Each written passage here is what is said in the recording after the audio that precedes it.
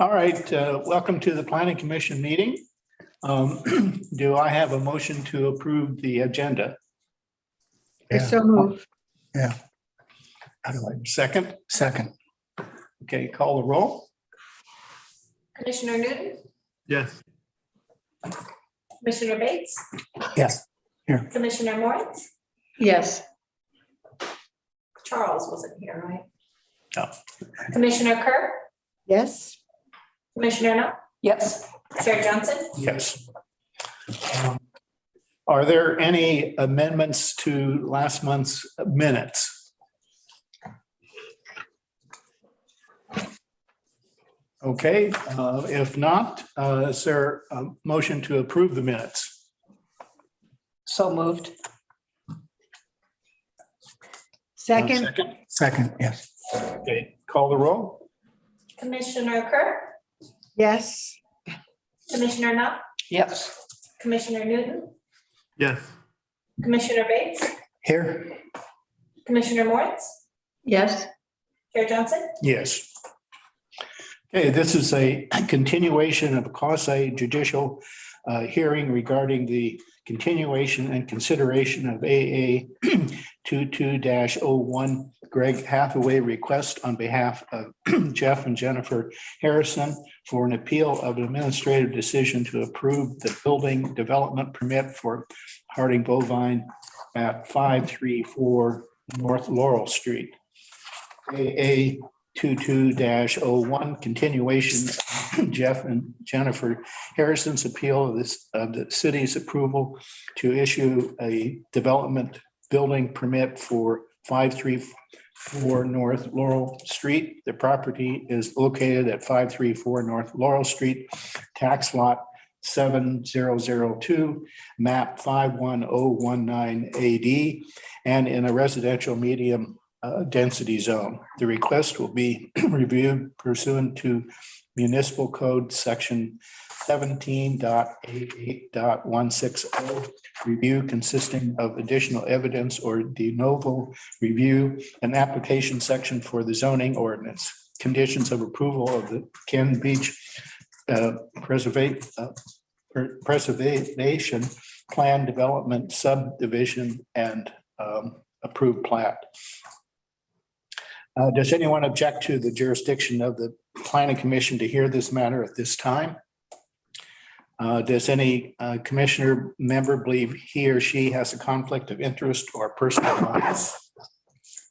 Has any commissioner member had an ex parte contact or made a site visit? Site visit, yeah. Okay, staff report. All right. First off, I do want to kind of speak to last night we had a little hijacking of one of our meetings. So I'm going to have to just ask that if you're wanting to speak, please raise your hand through the Zoom app. And we're going to have to kind of keep a tighter rein on who we allow to speak. And if you're one of the panelists or on the commission, please don't mute yourself unless you're having some kind of incident behind you, because then I'll have to come in and unmute you every time you speak. So, but hopefully we can do a little better job. So to the staff report, the original staff report, I'll just kind of frame that as that there are really 3 items of. It looks like Lisa's raising her hand. Oh, sorry, Lisa. You're muted also. Okay. Okay, now I'm unmuted and I'll stay that way. I'll ask All my right. Bruce to take my dog. Excuse me. Did you take the dog downstairs, Bruce? I have to stay unmuted. Okay. All right. Thanks. Yeah. Thanks, Lisa.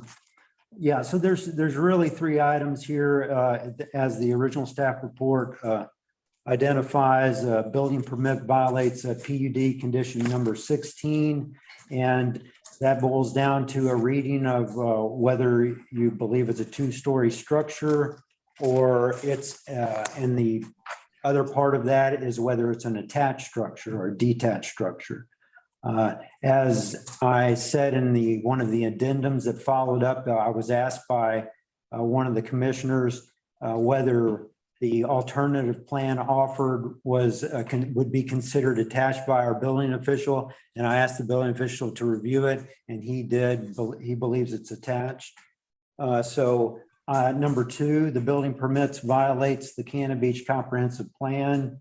And then number 3, the building permit violates the PUD shared access and maintenance and agreement in violation of the PUD condition number 2. And you've heard, you've had responses from both sides, and then the final response from the applicant. And then the latest addendum that I put out today was just a summary of the possible motions that are out there, one to affirm, one to reverse, and then various 3 different attempts at saying that you could condition this upon a modified modify in whole or part of the decision. So that's all I had. Okay. The pertinent criteria to be considered are noted in the staff report and listed on the criteria sheet of the meeting page of the city website. Testimony, argument, and evidence must be directed towards that criteria or other criteria in the comprehensive plan or municipal code, which the person testifying believes to apply to the decision. Failure to raise an issue accompanied by a statement or evidence sufficient to afford the decision makers and the parties an opportunity to respond to the issue concludes the appeal based on that issue.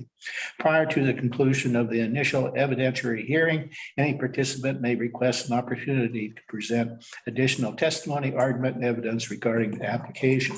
The Planning Commission shall grant such a request by continuing the public hearing and leaving the record open for additional written testimony, argument, and evidence. Person who testifies shall first receive recognition from the chair, state your full name and mailing address, and if appearing in a representative capacity, identify who they represent. Is there a presentation by the applicant?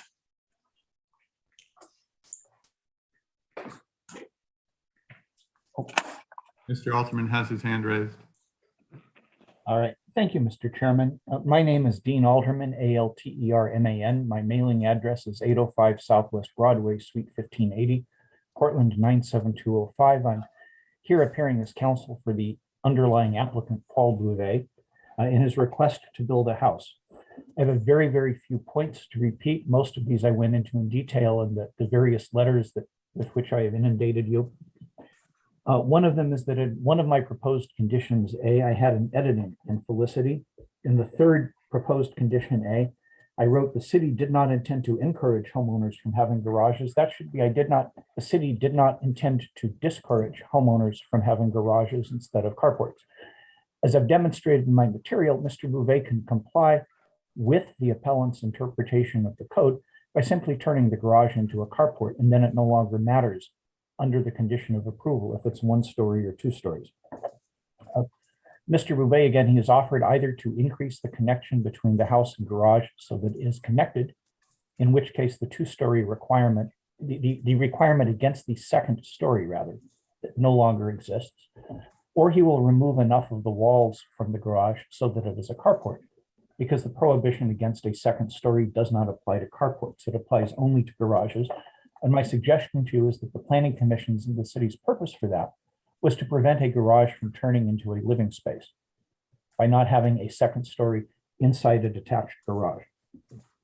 The appellants have suggested that a dry well, is an exclusionary improvement, but it's underground. It doesn't exclude anyone from anything. The alternative is not disposing of stormwater, I suppose. Mr. Bouvet and his architect, who is here, have figured out a way to build this project without, I believe, removing a single tree from the property. There are ways to satisfy the appellant's objections by removing some of the trees to make room for the dry well somewhere else. It's a little difficult to do that, though, with the garage and carport, because as you know from the contour plan and from your site visits, there's virtually no flat land on this property on which the applicant can put the required, I believe it's requirement of 2 off-street parking spaces. Where do they go? They must go somewhere. If you would prefer to have the area filled, I suppose that could be done, but that's expensive and it is of no practical benefit to anybody. The spaces end up in the same place. All of the objections to Mr. Bouvet's plan basically are attempts to relitigate the subdivision approval from 6, 7 years ago now. They don't really relate to the house. They don't relate to any offsite effect this house would have. He's designed a plan. He's proposing a house that complies with the code, that complies with restrictions, and he asks you to approve it. Thank you. Okay, thank you. Is there a presentation by the appellant?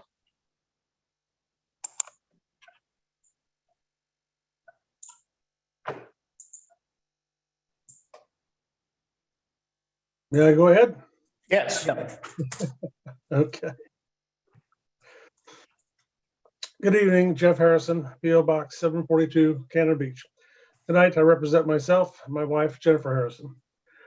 We are reticent to bring up much of this PUD's sordid history, but because there are 2 new commissioners who did not serve during the approval process, we feel compelled to say a few words to demonstrate why we still care. We live directly across from this PUD. It has been called a hoax by more than one planning commissioner, a total con job by a city councilor, and the worst breach of public trust seen in recent history by many. The list of broken promises and bent code provisions still elicit rancor in many. We believe there was unethical, perhaps fraudulent behavior involved in the approval process, and we haven't forgotten. Council was painted a picture of 4 modest-sized cottages, most of trees saved, and a lush green living wall. None of that happened. We still care. Because we have no confidence the spirit of what was approved will be followed, conditions will be enforced, or code will not continue to be bent or circumvented, we still care. This PUD will continue to be a problem until this changes. First, the dry well and the SAMA. We still believe it can be argued the dry well represents an exclusionary use because no one is able to use the space where the dry well would be. However, if the commission disagrees, this is not a point we would advance. We do reemphasize that the content of the SAMA was specifically approved by council and is part of condition 2, and this could be relevant in the future. Second, the living wall. Condition number 17 has never been satisfied. No executed contract with a professional landscaper or a timeline for establishing plantings has been submitted. Although Mr. Adams seems to believe that what wasn't done then is too late now, our code disagrees. This is a development permit as well as a building permit. CVMC 1792010C1 says, the building official shall issue a development permit if the work conforms to any conditions imposed by a reviewing authority. Attorneys Hathaway and Kabisman both agree on this point.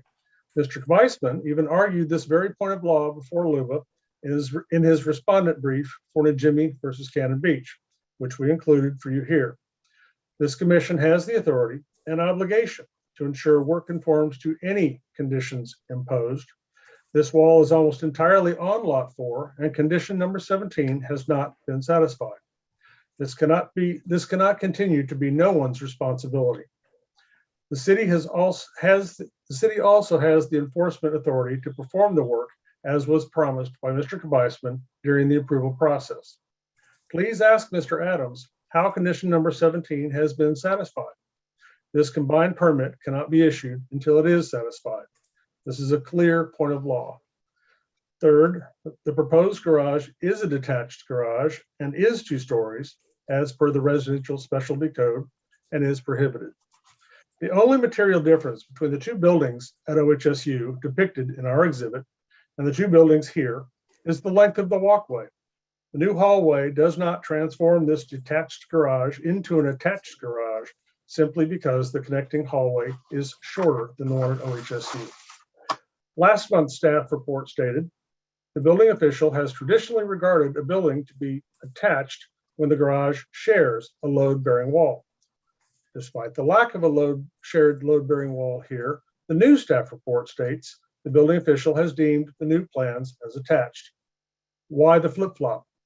No specific language from any code source was cited. The building code simply does not support this. We looked. Notoriously, this is the same building official who deemed the now demolished karting garage was a one-story uninhabitable structure. We do agree with the building official's traditional determination requiring a shared load-bearing wall. We hope you do too. To find otherwise is a slippery slope. We ask how the proposed new hallway is deemed part of the garage, where it would conveniently not be counted as habitable square footage instead of the house, where it would be counted. Using the only applicable definition of a story, the underfloor area need not be usable and need not have any flooring to count as a story. It only has to be over 6 feet above grade for more than 50% or 12 feet at any point. The lower space clearly meets these thresholds. The lower area is a story and the upper area is a story. 1 + 1 is 2. While we are flattered that Mr. Alderman considers this ingenious, innovative, and creative, we contend it is merely a straightforward reading of a clear building code. Mr. Alderman also seems to say a story suddenly takes on a new definition for land use purposes. We disagree. Last month, Commissioner Bates commented that he could see where an oversized garage would be undesirable. The plans for this garage show 7-foot tall garage doors on some diagrams and 9-foot 8-inch doors on others. We expect this to be an undesirable RV garage, even though the applicant apparently does not drive. In closing, we ask you accept our appeal and find: number one, the proposed garage is detached because it does not share a load-bearing wall, using the building official's traditional determination. Number two, the garage is indeed 2 stories, as per the applicable building code. Number three, condition 17 regarding the living wall has not been satisfied. And number 4, the dry well violates condition number 2. The record supports these findings.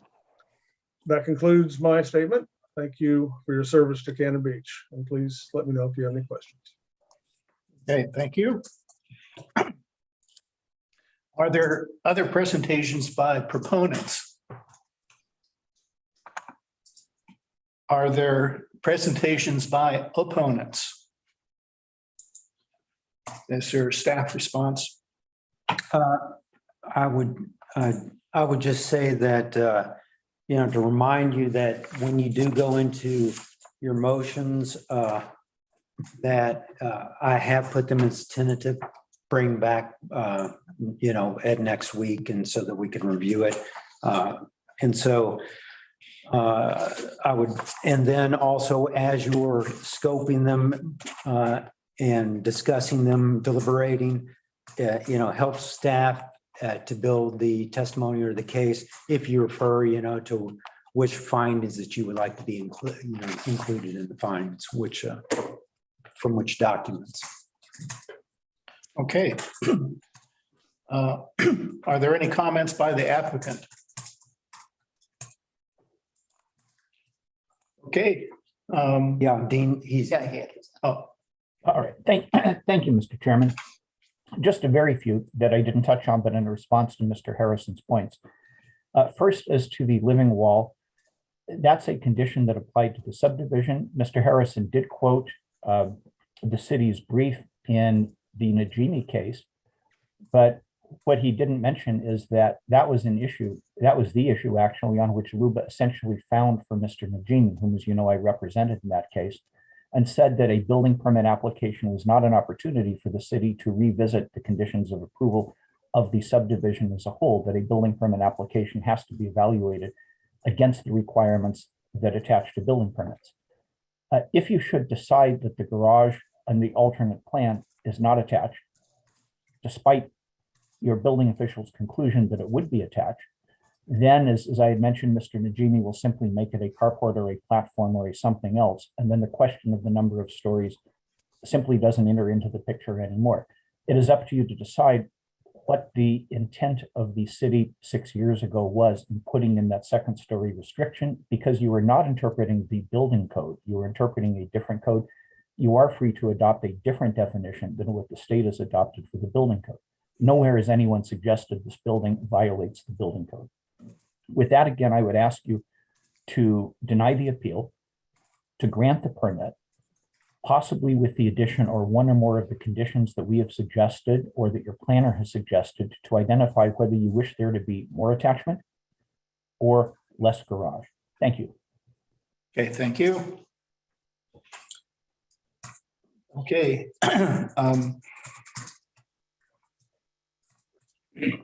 I will close the public hearing and move to consideration.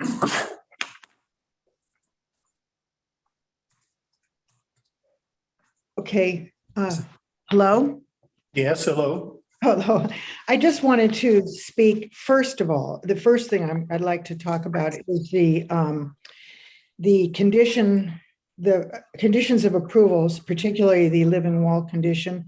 And I don't think that anybody is trying to relitigate the substance of the conditions. In other words, not what those conditions are. That's a done deal. But what's happening here is I see those conditions as being like a contract. You do this and you will get this. You build the living wall, and that's one of the conditions on which we will approve your whole subdivision, including the houses within it. And I don't know the answer to this, but I see it as a contract that has been broken between the city and the PUD. And I don't know, do you deal with a party who has broken their contract? Do you do further dealings with them? Is that a choice or is it not a choice to continue to deal with that? Those are questions I don't know the answer to. I guess I would like to hear from our city attorney on that, but I see a very definite distinction between relitigating the substance of those conditions and whether or not they're in violation of those conditions. Lisa, I agree with you. I think we have an enforcement issue. And I also agree it would be super helpful to hear from the city attorney as to what the best steps are for enforcement. It was very clear from Mr. Harrison's background information that the city council was concerned about this from the start, and that the original attorneys involved all agreed that this was enforceable by the city. They did mention it being enforceable against all of the owners within the planned development. But either way, it seems like our duty now is to think about how to move forward with enforcement of that condition 17 living wall. This is Mike. I'm not sure that that's the role of this group to decide how to enforce that condition. I think there might be an enforcement authority somewhere within city government, but the planning commission is not in a position to do that. And to withhold a permit to a person that I would regard as an independent party in all of this, except for the fact that he wants to build a house, this living wall anyway, seems a little unfair to me. Let's move ahead with the issue. Mike, I would agree that we don't have enforcement authority, but we are point of contact. And I think that as citizens, if nothing else, we need to figure out how do we help the city get to a point that they're actually enforcing this. But at this point, that seems to be the question. Now, the Bouvets are certainly not disinterested. They have a contractual obligation to maintain that wall as per the SAMA that they signed. And that hasn't been happening on behalf of all of the owners, but since they are the ones who are primarily next to the wall with their property, yes, we should be talking to them. Well, we might talk to them, but don't withhold a permit on the basis of that wall. I agree that may not be appropriate. I think you're right. I don't know if it is or not, because Right. they've broken the contract. He's not an innocent party, just some guy who wants to build a house. He is a part of this PUD, and his house is part of the PUD. So what I'd like to know is, since he is part of this deal, do we deal with parties who have broken a contract with the city? And how is it not a contract? There's a promise and consideration. I'm also frustrated with this. I live in this neighborhood. I'm frustrated by this situation. I dove pretty deeply into the Luba decision with Najimi because I think it is relevant to how they would consider questions around the living wall or the fact there isn't an HOA. And one of the things we'll need to think about in terms of getting something that has some teeth in it relative to that living wall in particular is two of the points they made when they said that the city could not deny a permit based on actions of the PUD or inactions of the city. Specifically, Luba said that the city did not have, when they were arguing against Bill's brief, the city did not have specific points in the city council's initial decision to refer back to. So we would have to come up with something where we had specific places where we could say, this hasn't been enacted. So, Lisa, you said we have to go back after them. Who is them? We don't have a homeowners association. We have a PUD that was approved. So they're not the same. You have a group that we can hold liable, and you have this development action that happened and is there. Without a homeowners association, it's tough to make enforcement against them. So that's a big challenge for us. And secondly, and they said more importantly, that the city's failed to make this a provision for the other homes that have been developed. So if we come back on this one, we have, if we come back on Mr. Bouvet's, I think they're going to make the same argument. Hey, why now? So in considering how we get to some sort of resolution to that terrible wall, know that ultimately the Luba did look at this. And again, it was around open space, but the concepts are the same. We don't have a mechanism for enforcement. They're going to come back on us on that. Although I think we do, in the sense the city does. I should not say we as in planning commission, but the city is a benefited party as a part of the shared access maintenance agreement with regard to maintenance. And one of the items in that maintenance list on the SAMA is the living wall. So the city is a benefited party, and the city does have the ability to enforce through the SAMA, not through the PUD conditions. But the city has to make that determination and has to go move forward with it. So I agree, the building permit may not be the way to do that, but the city needs to take those steps, and I don't know what those steps would be. I don't either. And I think that, I'm like a broken record on this subject. I think I've brought it up probably 10 times in the last couple of years, last 3 years, till it's almost boring me to listen to myself. And the city has not acted, and they haven't done anything. And there is nothing that makes me think that they're going to enforce this in the future if things keep going the way they are.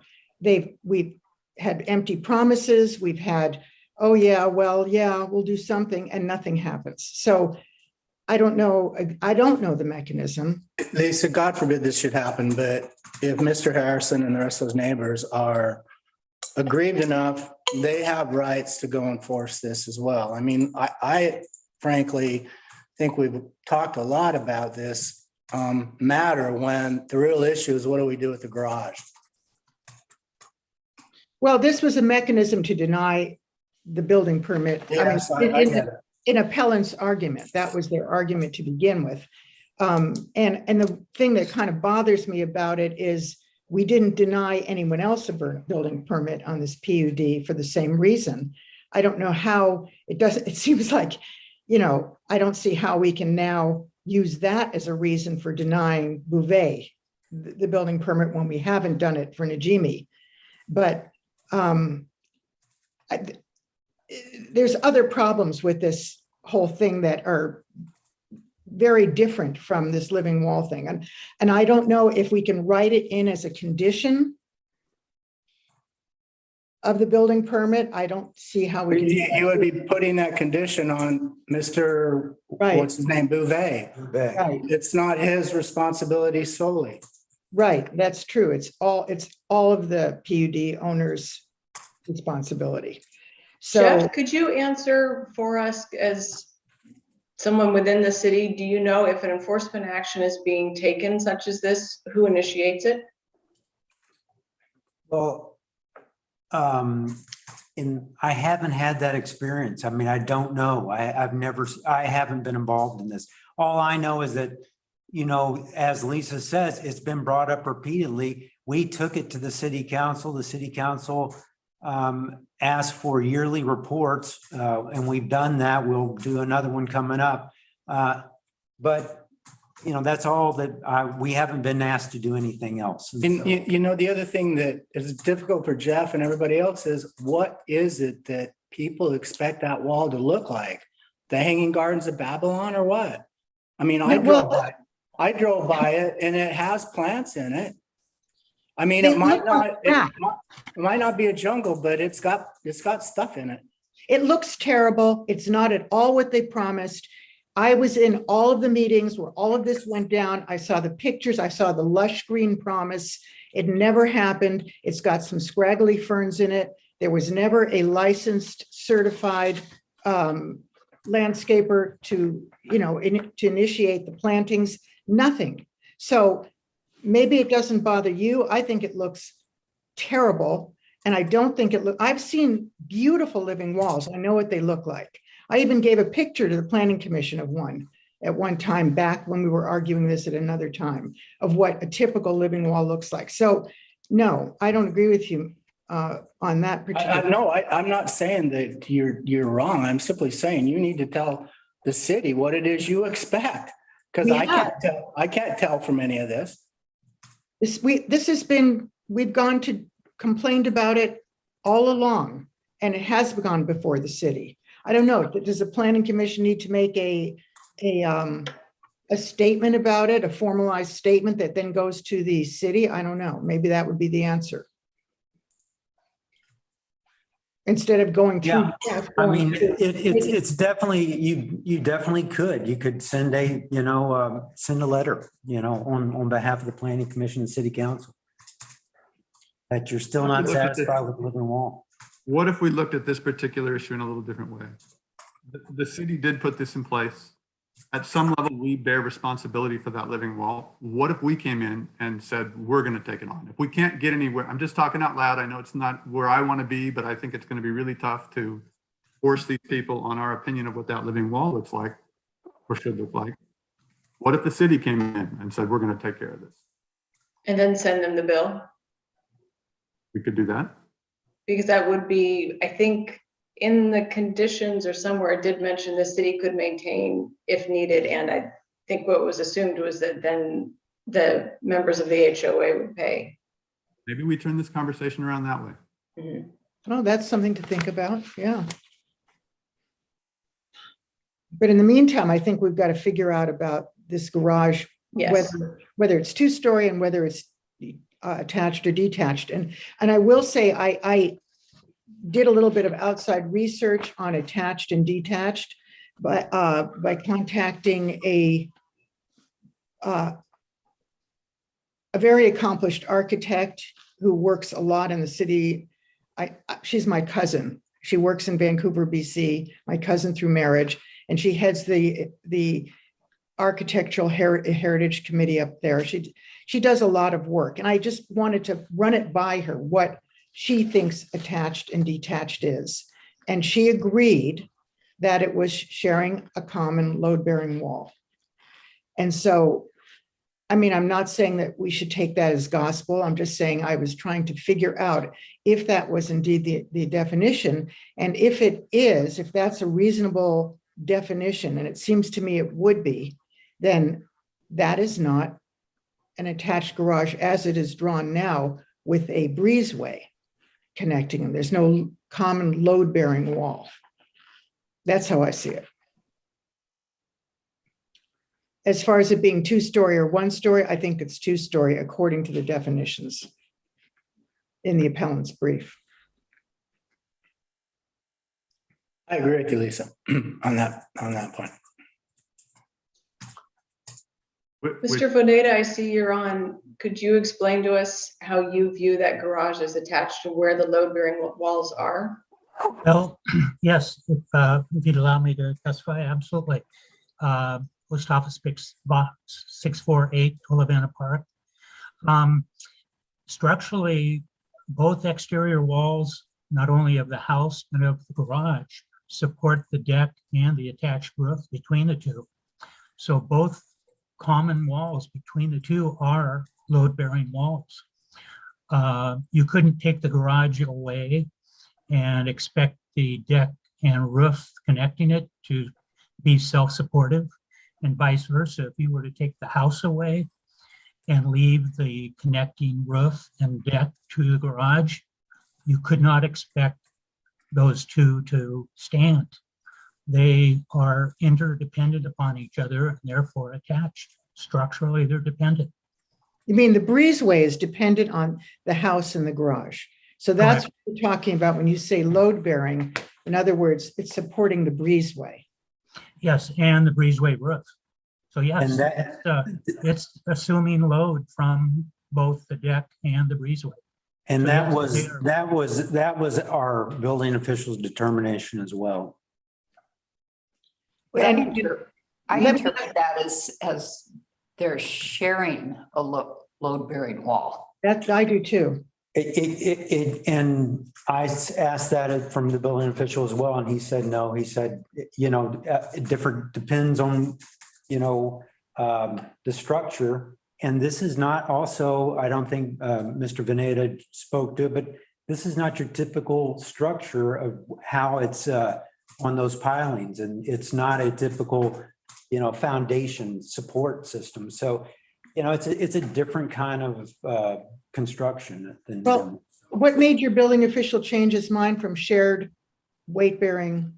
Well, just like Barb said, and David, he didn't change his mind. He said that is an attached structure. It shares load-bearing walls. But the load bearing wall it shares is the breezeway that's attaching them. I don't see that. Right. So yes, and that's why I suggest there's 2 or 3 other options. So I think what we're getting at is if you remove the breezeway walls and you move that wall, that's literally now 10 feet or so. If you move that over to the structure and you made the garage much larger, is that really what you're after? Is that what, because that has nothing to do with all of the gross floor area and all that stuff that you're bringing up. That has nothing to do with it. So that is one of the possibilities. You just take out the breezeway walls, move that wall over to match it, which is what is suggested in this one of the options here on your motions. But does that get to any place better? I just don't see that. It's the same. It's an attached structure. But it makes it follow the rules. That's your interpretation of the rule. That's how, these kind of things, story and attachments and detachments, those aren't part of our, like I pointed out in the original zoning code. It's not part of our zoning code. We don't normally see those things because, hey, if it has to be 24 feet from existing grade, there's really not that much need to determine what a story is in our language. You won't see that term. And so that's what I'm saying. That's why these terms are, they're, it's not as straightforward as everyone thinks. It's comes down to his interpretation, our building official. To me, it seems straightforward. But anyway, what I wanted to ask again too is the breezeway itself. Is it enclosed or is it not enclosed? It is not enclosed at this point. However, one option would be to enclose it. And therefore, if it's more palatable to consider it an attached structure by enclosing the breezeway, there's nothing to say we couldn't do it. Why isn't that extra square footage of living space, a walkway? It's a garage. It's a garage. It's garage at that point. And So there's you no limit to decided- how big the garage can be. So but why is it the garage, part of the garage and not part of the house? Because it's not heated. That's the criteria, whether it's heated or not? What's one way to define it? Yes, garages normally aren't heated, houses normally are. And if the garage were to be extended to the house wall, it would still comply with all zoning regulations. I appreciate that. That's a nice argument to make. And I'm sorry, but I don't buy it. It sounds almost like malicious compliance to me, but what is it we're trying to accomplish with this? Is the owner here to tell us why he's stuck on this, why he settled on this design, please? So we're trying to interpret the code based upon a bunch of ambiguous language, and we're trying to determine what the owner is going to do when he's not here, and nobody's told us why it's essential that this garage be built the way it is. Well, let me give you a little background.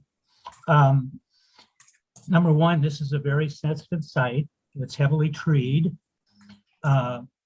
We had a tree report done by Harbor Care that essentially restricted the impact from the structure on the root system for the trees. And if you've seen the site plan and the survey that was submitted, much of the site is within the drip line of the trees, which essentially is equivalent to the root zone. So one of the reasons that the foundation is designed the way it is, using what's called a grade beam system, is to minimize the impact of the structures on the tree roots themselves. So what we have done is supported the house and garage using earth anchors, which are drilled into the site, deeply into the site. And those earth anchors support the perimeter grade beams, both below the house and of the garage. And so that way, the house is minimally invasive into the tree roots themselves, yet the house is adequately supported for both vertical and lateral earthquake and wind loads. So whether the foundation was physically attached to the house or not was immaterial. It didn't need to be. And so as a, you might say, a prudent design effort, we did not connect the foundations. We could have connected the foundations, but instead we simply connected the deck between the two, what we call breezeway, and we connected the breezeway with a roof. Again, structurally connecting, but independent foundations.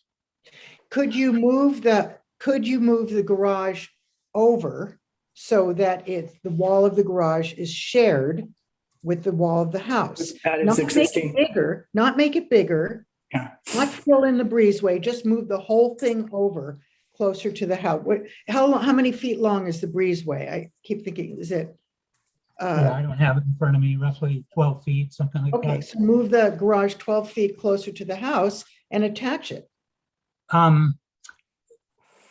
It could, or could have been, let's put it that way. At this point, it would be the only feasible alternative would be to make the garage bigger by that 12 feet and expand the garage. How is that possible? Have we started building? Yes, we've actually started construction. You started based on- construction before you had a permit? We were granted a building permit. Okay, so you started construction before the appeal. I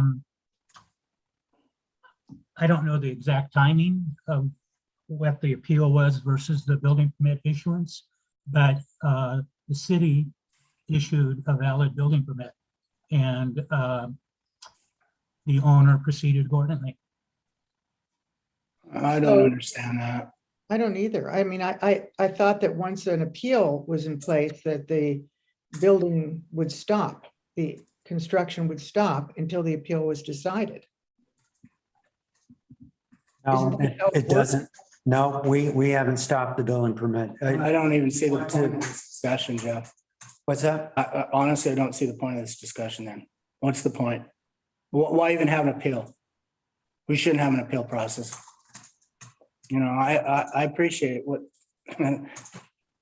what's being said here, but I don't get it. Carrie, do you want to say anything? Or Dean has raised his hand, but I don't know if that's allowed. So I'll let Carrie. So, a couple of things have transpired since the deliberation started, and as I understand it, Mr. Venata, you are the developer for the project. No, I am the architect. Okay, so the planning commission chair closed the record and some questions were asked. And so we have essentially reopened the hearing here for this discussion about altering the garage design. And so we're going to have to allow Mr. Harrison an opportunity to respond, and we ought to allow Mr. Alterman to speak to these points as well. That is a procedural issue. There's the point on the floor, I think right now, is the status of the building permit, right? And how this applicant has been able to proceed with construction. And I haven't talked to Jeff about this, but my understanding is that unless there were something in the code that says that an applicant cannot proceed pursuant to a building permit issued by staff, the city doesn't have the authority to withdraw it once it has been issued.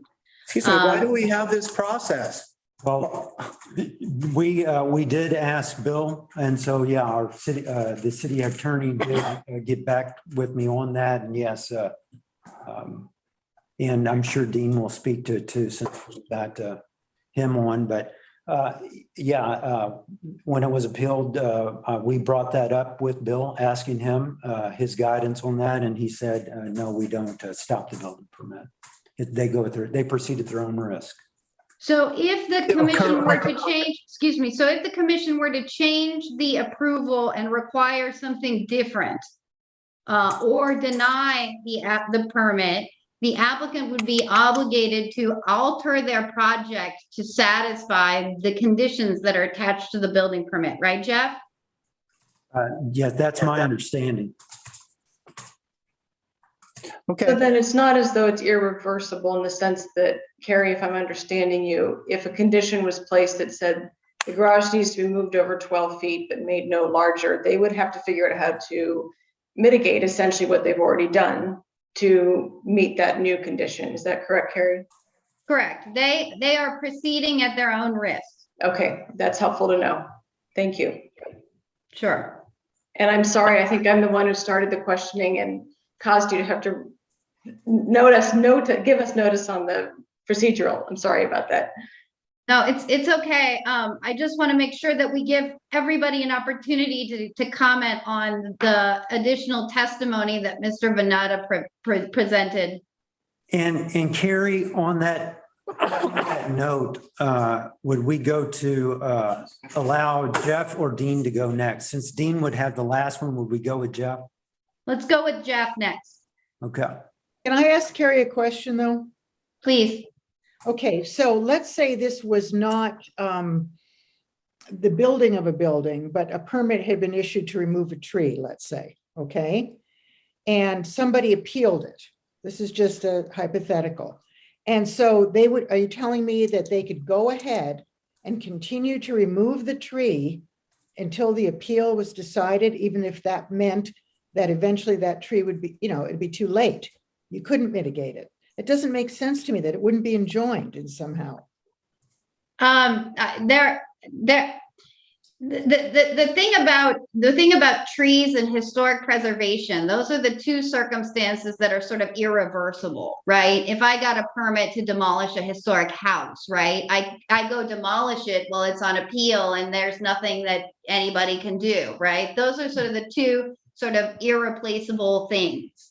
And I think that in that case, my expectation would be that an appellant would raise that issue as part of their appeal, that there needs to be a stay essentially put in place in order to stop this from happening. In this case, there is nothing about this construction that is irreplaceable. This isn't a heritage tree or a historic building. So, and this issue hasn't come up. So there was no reason for the city to do anything different than it does in the ordinary course, which is that allow the applicant to proceed at its own risk. Okay. It just seems a little inefficient to put an applicant in a position where he's told he can go ahead at his own risk, and he does, and we cost him tens of thousands of dollars after the fact when it turns out the permit was mistakenly given. But I we mean, give are we applicants being that good choice. stewards of this community when we're allowing something like that, both the place and its people? Yeah, Carrie, I have one clarification question, I think, on this that I would like, is that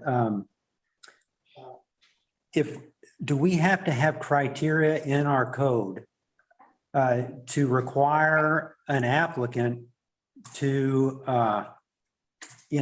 limit the size of a garage or whatever? In other words, to say to move that structure 12 feet over to attach it and keep it the same size, if there's nothing in our code that requires them to keep it at that size, In other words, if they just want to remove the breezeway and attach it and keep the garage the same exact size or footprint, that's my question. I want to know from the city's perspective, do we have to have that to allow that condition? Can I propose why don't we put in there, the permit is effective the date the appeal period ends? Simple enough.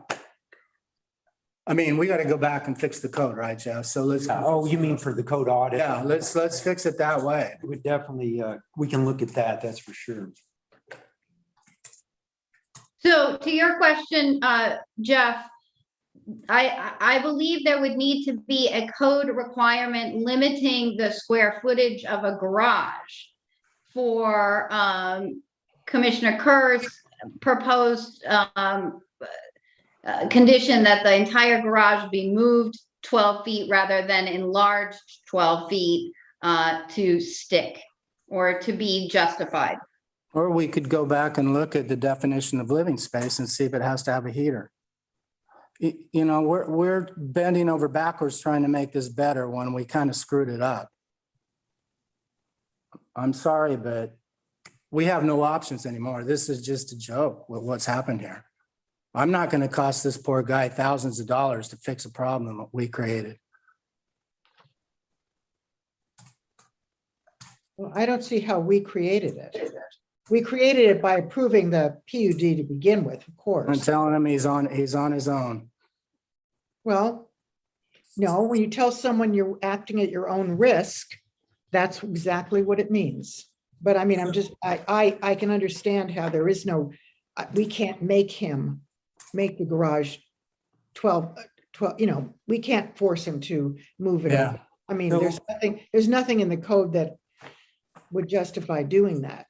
But so I do want to give Mr. Harrison an opportunity to speak. Yeah, thank you. And I would appreciate that opportunity. Unfortunately, I'm not in a good position to do so for a couple of reasons. I've got a very sick wife here I'm trying to care for as this unfolds. I've had to step away a couple of times. I missed some key testimony, I believe, from Mr. Veneta, for example. I would have to listen to this tonight and respond at a later time to do it justice. There's not much I could do right now. Mr. Harrison, the longer you wait, the more this becomes moot.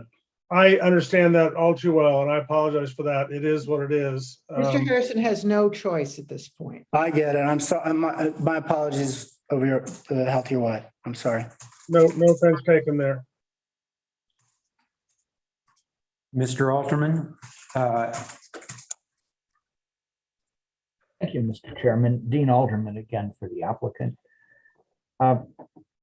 First, as to the cessation of work, the city did in fact issue a stop work order after the appeal was filed. Mr. Kreisman and I had some discussion about that. He consulted the code and he agreed within a day that although there are some things for which an appeal freezes an approval, that building permits under your code are not one of them. That's simply how your code is written. It's simply the law that the city has enacted, applied, and announced.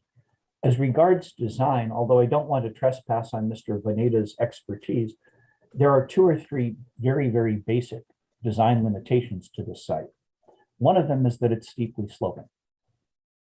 Somewhere on that steep slope, 2 off-street parking spaces have to be provided. They're going to be provided at more or less the level of the driveway. you can't go 20 feet down from the driveway. You can't go 20 feet up from the driveway. They have to be kind of sort of the same level. So that's design constraint number one.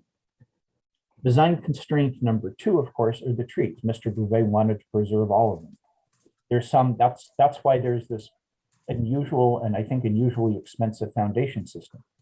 If the planning commission goes in the direction that the appellants want, I think the answer, again, horribly expensive and resulting in no practical change to the appearance, is to go build a regular excavated concrete foundation. Now it's an attached structure, the foundation supporting the whole thing, end of story. But that is certainly not in Mr. Bouvet's interest, and I don't think it's in the neighborhood's interest to say we want to make essentially invisible design changes to satisfy a rule that had a completely different purpose, when Mr. Bouvet is proposing essentially a unified attached structure of some kind. Unlike Mr. Najimi's house, where there was, and Luba agreed, a valid argument that the turret exceeded the height limit for the zone and was therefore too high in an objective manner, there isn't anything like this going on with Mr. Bouvet's house. The other design constraint is the living wall. The living wall limits where you can stick a driveway. It limits where the parking area can be, because ultimately the driveway has to go over the wall or at the side of the wall, but not through the wall. So that's a limitation that's sitting here as well. And you know, I have zero design skill, but I think Mr. Veneta did a pretty nice job dealing with the difficulties that this site and the living wall and the trees presented in trying to fit a 600 square foot house, the maximum that's allowed for this site, and the 2 off-street parking spaces, the minimum and maximum that's required for this site, into the space. If you do decide that you want to uphold the appeal, then Mr. Bouvet, I've been in enough of these, sometimes I forget which side I'm on, then Mr. Bouvet, the applicant, would ask that you specify why so that he can fix it. One of those fixes, as I mentioned before, and plug your ears, Mr. Veneta, this isn't something you're supposed to hear, is to make it a carport. Once it is a carport, it no longer matters how many stories it is, because your prohibition on a second story applies only to a garage. It does not apply to carports. It doesn't apply to platforms. There is, I think, no public benefit. There is no private benefit in saying that Mr. Bouvet can have a carport in exactly the same location with a roof exactly the same height with exactly the same structure. He just has to knock a couple of walls out of his garage and then he's good. But that is what the appellants are asking you to do here. If you think that was the intent of the Planning Commission and the City Council 6 years ago to say, we would rather have carports than garages, we would rather have half-done structures than whole-done structures, you are welcome to say that. But I ask that you make it clear, both for Mr. Bouvet and his architect, so they know how to change their design to get approval, and for Mr. Shepherd, whose picture I see here, who owns one of the other lots in the subdivision and is doubtless worrying what he can build on his lot when the city doesn't always know either. All Mr. Bouvet would like to know is what can he build and how, because he's entitled to build a house on his lot. And that's what he asks you to approve or to tell him exactly what he needs to change so that he can do it. Thank you. Can I ask a question? Go ahead. Yeah, I'm just curious, you mentioned several times in your briefing about the intent of the council in limiting a garage to 1 story. But I don't, that seems to me to be supposition on your part. I don't see anything anywhere in the record that would support that as being the reason. I mean, it may well be. I just don't know where you're getting that because you keep bringing it up. And it's not like there's legislative intent that you can go back and read through. All you can do is read through minutes, etc. And I don't see anything to support that. I mean, it may sound logical, but I don't see anything that supports your position on that. Oh, thank you, Commissioner Kerr. That is a good question. And I'll tell you what I've based my supposition on. It's that, first of all, is that it applies only to garages, not to carports. Second is that it applies only to detached garages. third is the phrasing of the condition, which is not that there shall not be a two-story garage. It is that if there is a detached garage, it shall not have a second story. Second story in common speech means upstairs. It means something above the garage rather than unfloored, unused, unlevel space below the garage. We wouldn't think of that as a second story. It's because the city didn't impose special height limits, didn't say, okay, you can't have, you can have a second story above an attached garage, but you can't have it above a detached garage. If the concern was truly height, there's no reason whatever for the city to have made that distinction 7 years ago. There's no reason for them to say tall garages are fine. Space above garages is fine if it's attached, but not if it's detached. Therefore, there must be some reason why the city applied that condition to detached garages, but not to carports and not to attached garages. Based on the arguments over the Harding garage on the Najimi lot, the logical inference I draw is that it was a concern about having accessory dwelling units or a fifth dwelling unit or something sneak its way into this PUD. I don't know for sure. I wasn't there for the PUD. Mr. Bouvet wasn't there for the PUD. We're coming and trying to recreate what happened and figure out what that condition meant. And the logical thing to me seems to be that it was to try to keep a second living space to be detached from the house that was going to go on the lot. But there may be another logical explanation, but it doesn't seem to be strictly height restricted because it didn't apply to attached garages and it didn't apply to carports. That's what I'm thinking, Commissioner. Okay. So, Chair, you and Carrie as well, Jeff has raised his hand. If we go back to Jeff, then we go back to Dean as well, right? That is correct. Okay, so. But wait a second, if Jeff wasn't available for the entire record, for the entire discussion through no fault of his own, then I don't see how he can respond fully at this point. That's what concerns me. I mean, it's kind of a due process argument, I guess. He doesn't have the ability, he didn't hear all the discussion, and now he has to respond. And there were a lot of points raised that were very relevant to his briefing. He's asking for an opportunity to respond now. So I think if the chair is inclined to grant his request, then we hear from him and then we hear from Mr. Alterman again in response. Okay. Jeff, do you want to comment? Thank you. I will reiterate that I'm unable to respond appropriately for the reasons stated, but I will make the comment for the record that, I thought we were given 5 minutes apiece, and no one expected the record to be reopened, but then I believe Mr. Alterman was just given kind of free rein to speak ad nauseum, and I object to that. Yeah, well, the 5 minutes accounts for your introductory statements. When there are arguments from or details from the commissioners, then that doesn't apply. Okay. But if Mr. Harrison can't respond adequately now, this is what I heard him say, I'm very concerned about that. Yeah, I am too, and I'm very concerned about continuing this project once again. Carrie? Yes. As far as procedure, if we will let Dean have one more say here this evening, but if the Planning Commission would like to continue it to a special call meeting next week, as we were going to do with the tentative findings, and then allow them final testimony there, do you think that would cure any issues here?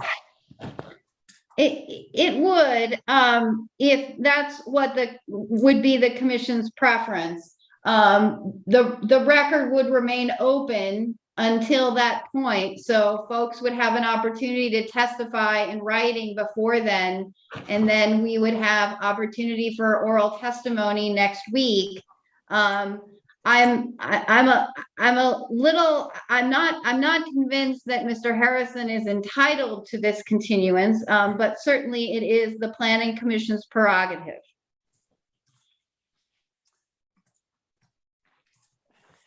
Well, can I ask a question? Yeah, go ahead. Is there a stop order on the construction? No. So we didn't issue a stop order. There was one issued for a portion of the day, and the legal representatives discussed it, and we released that and let them proceed at their own risk. Yeah. I'm not really sure how we should proceed with this. It appears we have a procedural issue. Well, so I want to be clear about, I don't think there is a legal procedural issue. I've not heard anything in the testimony that is new to the record, and that hasn't been briefed by the parties. But again, I'm the newest to this. So if people disagree, if the parties disagree, then they ought to speak up, but I'm not hearing anything that's new. So I don't think there is a procedural defect here that needs curing through a continuance. If the commission would like to continue, that's a different question. And I'm happy to guide the commission in that, in coming up with a schedule that accommodates them. Well, I disagree. I think there were some new things that were introduced. For example, Mr. Valenda's testimony about the sensitivity of the site and the tree roots, et cetera. That wasn't part of, at least it certainly wasn't part of my consideration in reading all of these things. I didn't know about that. And also, I think that I also did not know that there was not a stop work order. And I think that's sort of a huge thing. I still have trouble wrapping my head around that, but I guess that's something that we can be addressed in the code audit. Not now, but if it's up to, believe me, I do not want to continue this personally, but I think it's fair.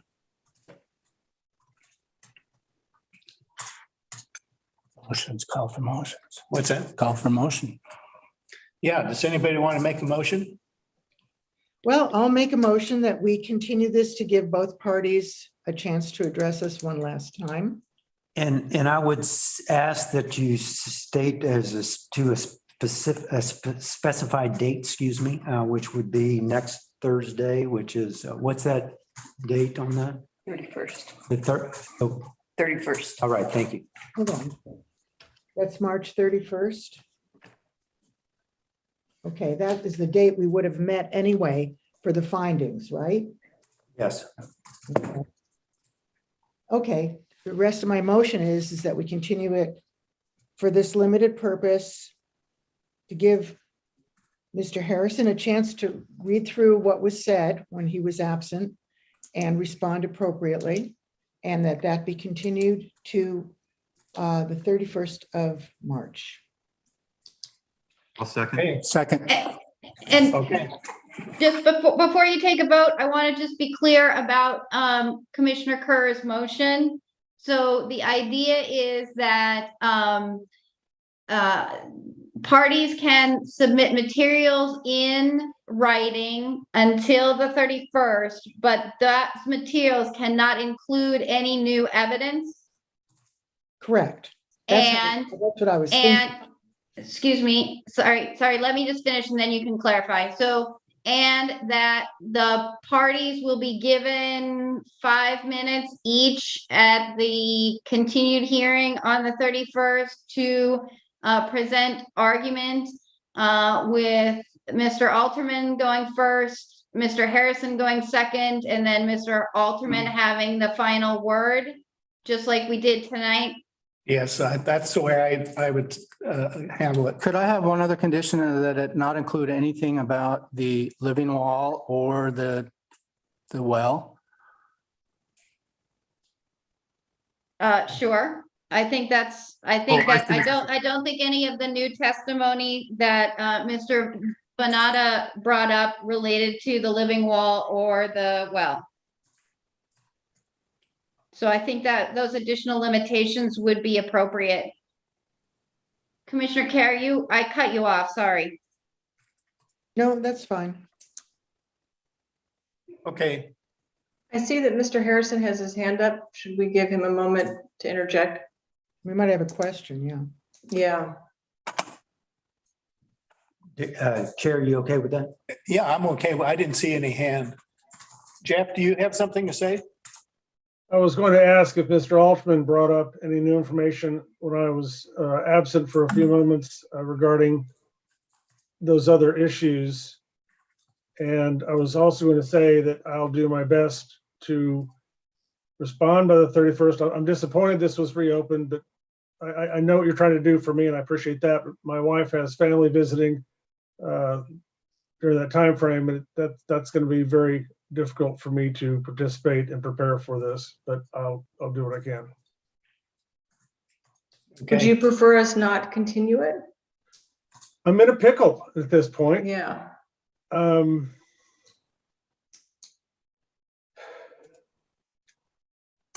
Thank you for asking.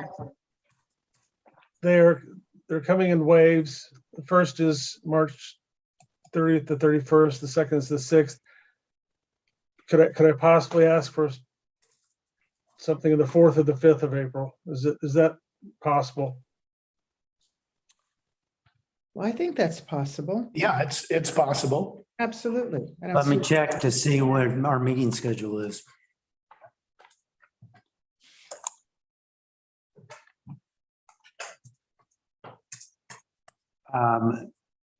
Yeah, can't do it the 5th. Let me see if we got, Maybe the 11th. I hate to kick this down the road. It's not fair.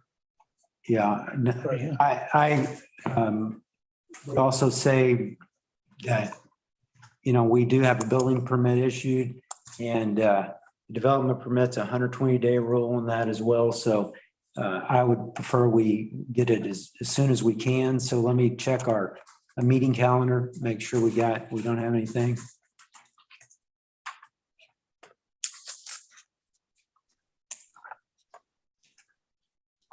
All right.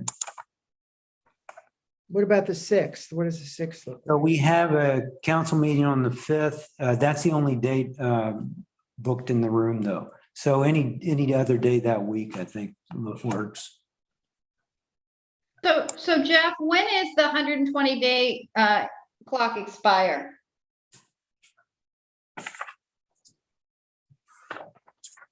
Let me check to see if that's in the original staff report.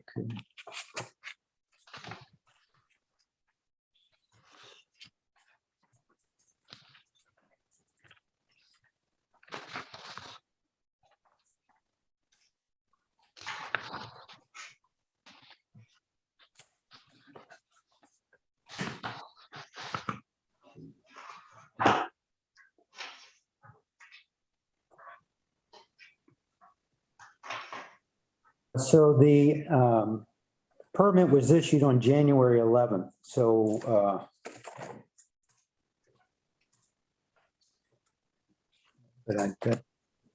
actually, that's the decision. Sometime in May. But I'm not sure that's the relevant date. I agree. Let me check. I just don't want to get in a situation where we've got our backs against the wall, because this decision can be appealed to the city council, right? Correct. Yeah, that's why, it's been continued once. And, I have a lot of heartburn. If we don't get this going. So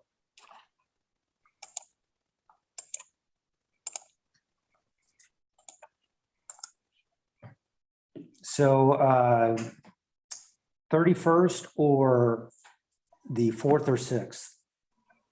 Why don't we say the 6th? Does that work for everybody? Does that work for you, Jeff?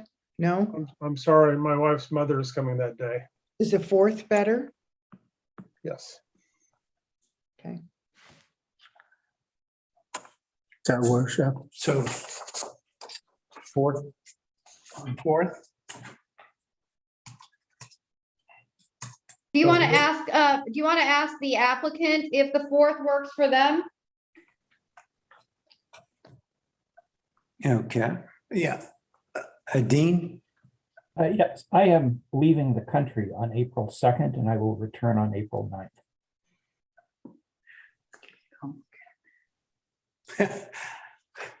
31st?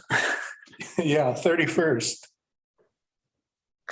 Sounds like the only option. My But wife, remember, 31st didn't work for Mr. Harrison. There's no point to continue if it doesn't work for him, because we were only continuing really because we're concerned about Mr. Harrison having a chance to read the report. I appreciate that, but the applicant bears the burden here, so we've got to accommodate both sides. The alternative would be to, extend this until Mr. Alterman returns and extend the 120-day clock. I'm not comfortable recommending any extensive continuance at this point until I have a better sense of when the 120-day clock expires. Because that is a firm deadline the city has got to comply with. But isn't that something that can be extended fairly easily, right? At the applicant's request. Right. And I would like to be clear that I am not, that if you should set the continuation for the week after next, that I am not requesting a continuance. Wait a minute, what? If you should set the the hearing for the week that I am out of the country, I am not requesting a continuance from that date.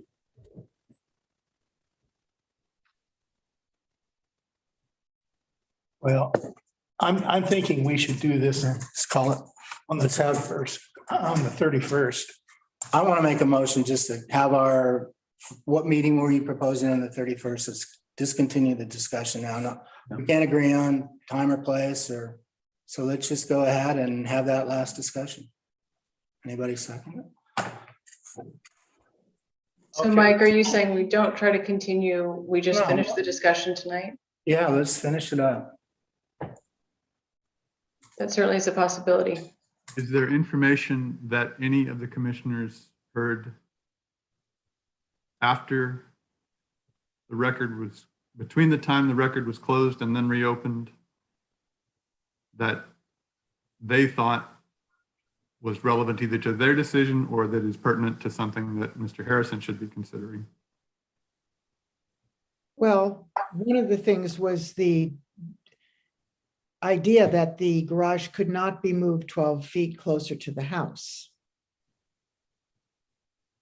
because there's no authority for us to require that. So So, then that's really we have to consider that that's not really up to Mr. Harrison then anyway. right, that's true. So it's really our conversation at this point. So maybe we do need to just complete the discussion. Okay, well, Don't we have a motion? Have a we have a motion on the floor. So do we need to amend that motion? Or withdraw What's that? the motion? Or withdraw I it. think we have two. We have one of the attorney's office and we have mine. So I don't know which one we're referring to. There was the elaborate motion put forward by Ms. Richter. correct, and then there was my simple one that said, let's just terminate the discussion now and move forward. Well, the motion I was talking about was one that Lisa made to continue, Yeah, okay. and that was seconded. And was it seconded? Right. Yes. So let's move forward with it. And it was to continue to the 31st. Right. I mean, if that doesn't work, for Mr. Harrison, then that makes no sense to me at all. And then I would withdraw the motion. So does that not work for you, Jeff? Jeff?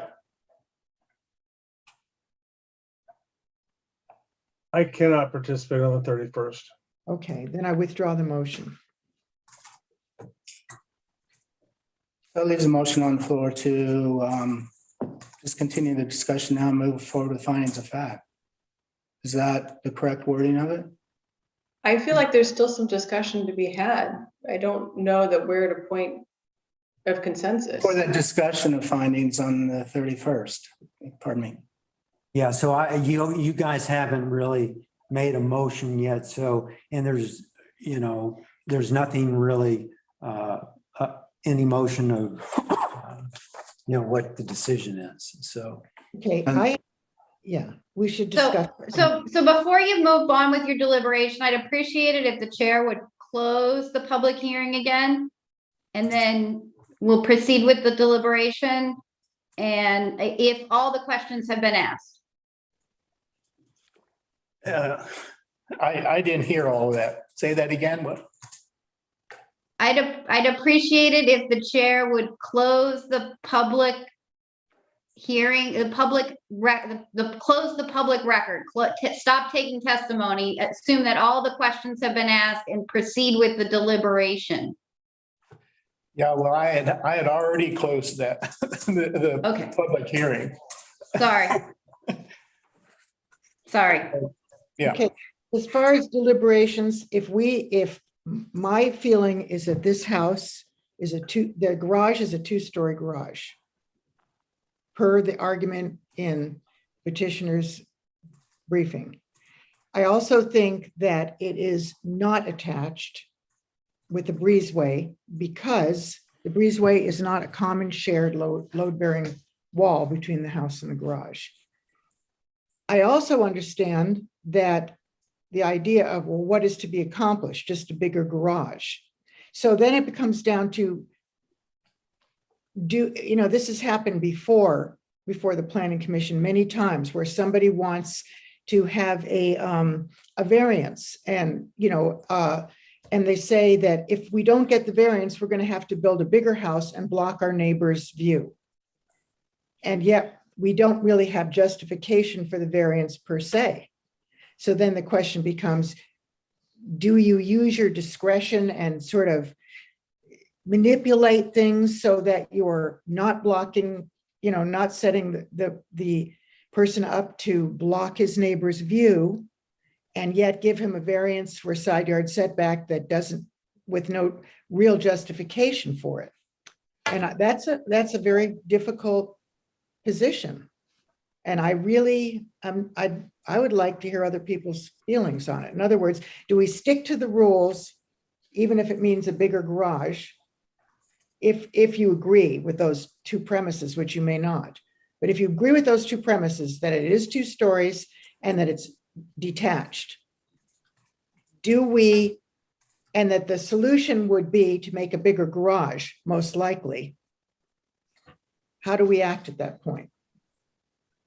Lisa, my sense is that I would rather just stop the sort of insanity around it and simply say, I think it was 2-story, but accept that the breezeway with the roof is attached, even if you and I might still have our question, rather than expand a garage and make a larger structure. I think I would, at this point, they've already started building. Let's just move forward. That's kind of the way this whole development has taken place. I know, and it's concession after concession. Yeah. Because they've moved forward, because they've done this and that, and we just, turn a blind eye to it. And that really, I just don't know if I can vote for that. But anyway, I'm curious to hear other people's feelings on it, or thoughts rather, not feelings, but thoughts. I think I echo Anna's. I don't like a lot of things about what have happened, but practically I can see what's going to happen. And I don't think that is a better position than what we are faced with now. I would like to see this body do something to start thinking outside the box, because what has happened to us, and I've said this before, is we get put into a box and we get walked right down this road that ends up with a lot of frustration for us, but nothing we can do about it. So let's turn the conversation around. And I liked your idea about having the homeowners offer them the opportunity to remedy that solution. Otherwise, the city will, and then we build for it. But we've got to be proactive on that. We cannot sit back and go, I'm really frustrated by this code. Dang it, I don't want to vote for this, because it ends up worse. So I'm kind of going on here a little more. I generally am echoing Anna's thoughts relative to the structure itself.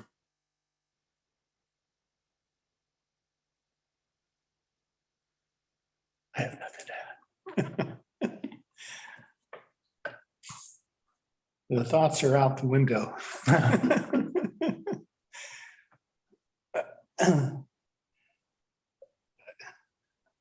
Well, are we still planning on having another meeting on the, no? Well, to bring back findings is, that's what's been suggested or proposed in the motions. Yeah, okay, but 31st. No new testimony or anything. no, okay. I mean, that was my understanding from the discussion. So, but is this body going to meet again? If you call for a motion and someone asks or puts the motion out there to make the decision, and a decision is made, the tentative decision to come bring those findings back, then you would meet on that 31st. But that's the only thing you'd meet on, is to approve those findings.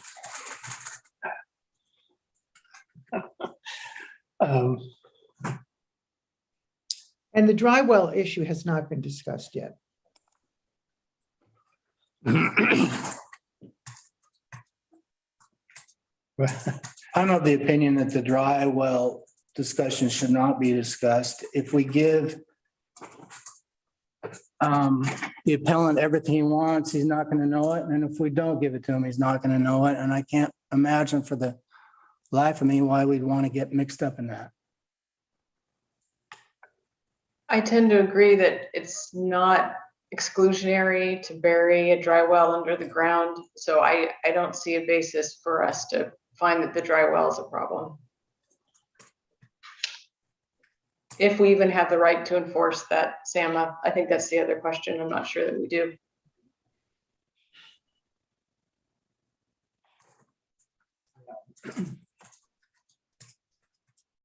Yeah, I just still feel like it's a contract with the city that's been broken. And again, and maybe broken again with the dry well. I don't know. I don't know enough about them. I went and looked it up and I read about them and how they're constructed and what they look like when they're done and all of that. But I still, it didn't seem exclusionary to me. But the other issues seem much clearer to me. And including the living wall. Well, I don't think we're going to resolve that. So are we waiting for a motion again? Or Yeah. So I'm going to try articulate a motion here that we move to a vote. Is that the appropriate terminology? A decision? Yes. On each of the three claims separately. Are there seconds? Sorry.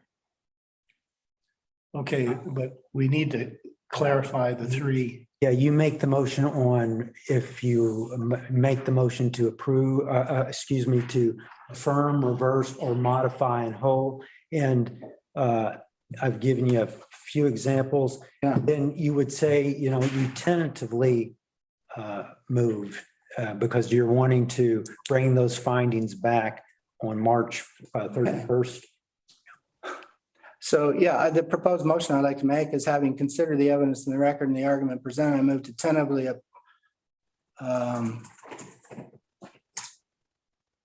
deny the appeal. But then would we modify the under your motion, are you saying that we then completely affirm the building permit, or are we modifying to require that it be attached? Because as I understand, the building permit had a fully detached garage, and that new plans were introduced that it's basically roofed in the deck to make what we're calling the breezeway. So that's actually a modification from the building permit. What are you suggesting? Well, there was, oh man, we're gonna open up. And I was suggesting that we simply deny the appeal in its entirety, and there's no suggestion whatsoever. Well, that's pretty irresponsible. No, it's not. He's just gonna make the garage larger. And he's already put, I don't know how much money into this thing. I mean, again, it's like, why are we having this discussion? Is the garage attached or detached under your motion? I'm saying I'm denying the appeal. We're gonna, I guess, am I saying I'm granting a variance in this case? Is that what I'm saying, Jeff? No, what you're saying then is that you would likely make the determination, or you find that it's attached or not a two-story. It's a tough question, but I haven't heard from Mr. Harrison. He was going to go back and look at the proposal, which was a modification to the original plan. And I heard nothing about his response other than I thought I heard a no at one point, Mr. Harrison, but I'm not sure. Are you still with us? Yeah, but he can't, the hearing's been closed. Sorry, I just cussed. I'm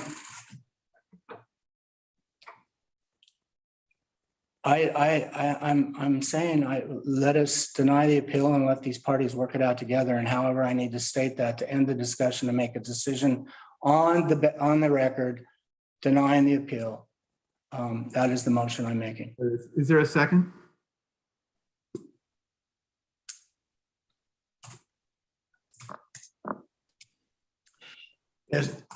Is there a second to that? Nope. Go ahead then. I'm open to other appeals. Anna, you had an idea there. You want to eloquate that in the form of a motion? You know, I almost feel like we should do this in parts. So on each of the points of the appeal, do we affirm or deny the appeal on that point? Just to keep it clear, because we've talked about so many different issues, and is that acceptable? Mm-hmm.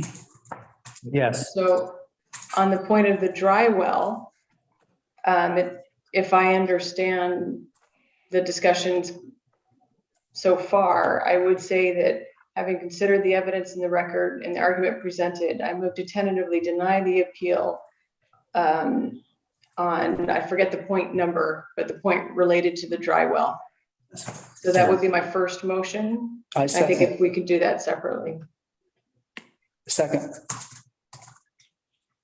Okay.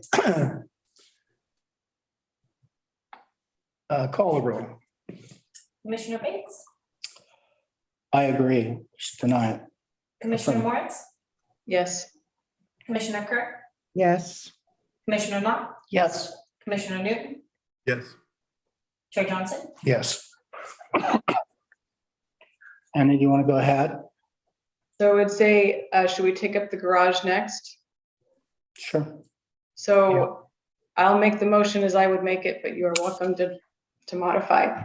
I would say that having considered the evidence in the record and the argument presented, I move to tentatively deny the appeal and modify in part the administrative decision to approve the building permit such that the deck is covered over to create an attached structure.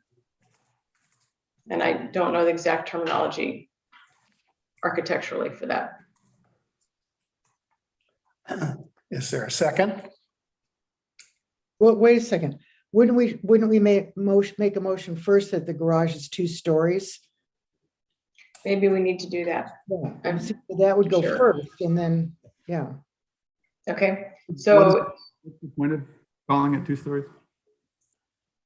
Well, just 1 second for clarification. If it's attached, the second story doesn't matter. And you can refer to Exhibit C5, which is what you said, Mickey, where it's the alternative or the one they presented that is, you've seen as Okay.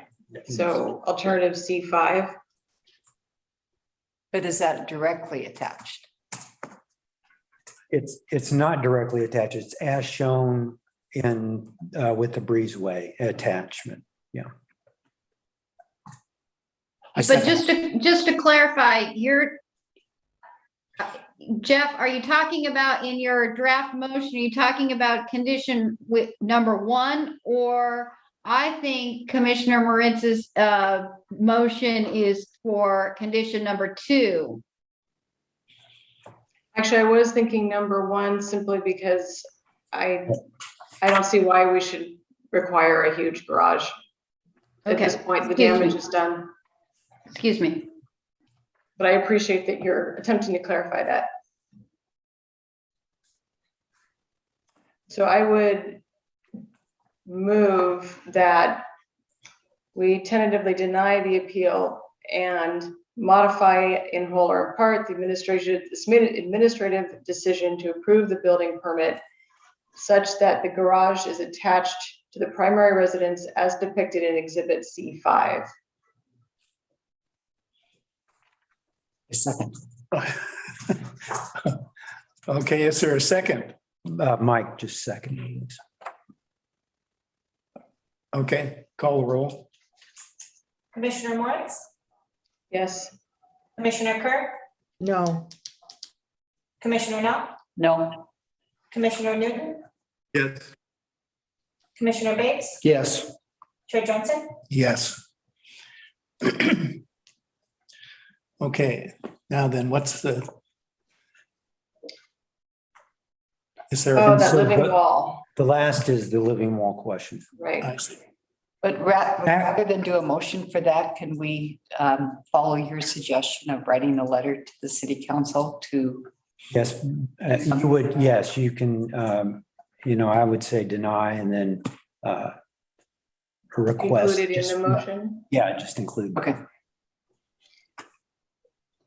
So my proposed motion is that having considered the evidence in the record and the argument presented, I move to tentatively deny the appeal filed by Jeff and Jennifer Harrison.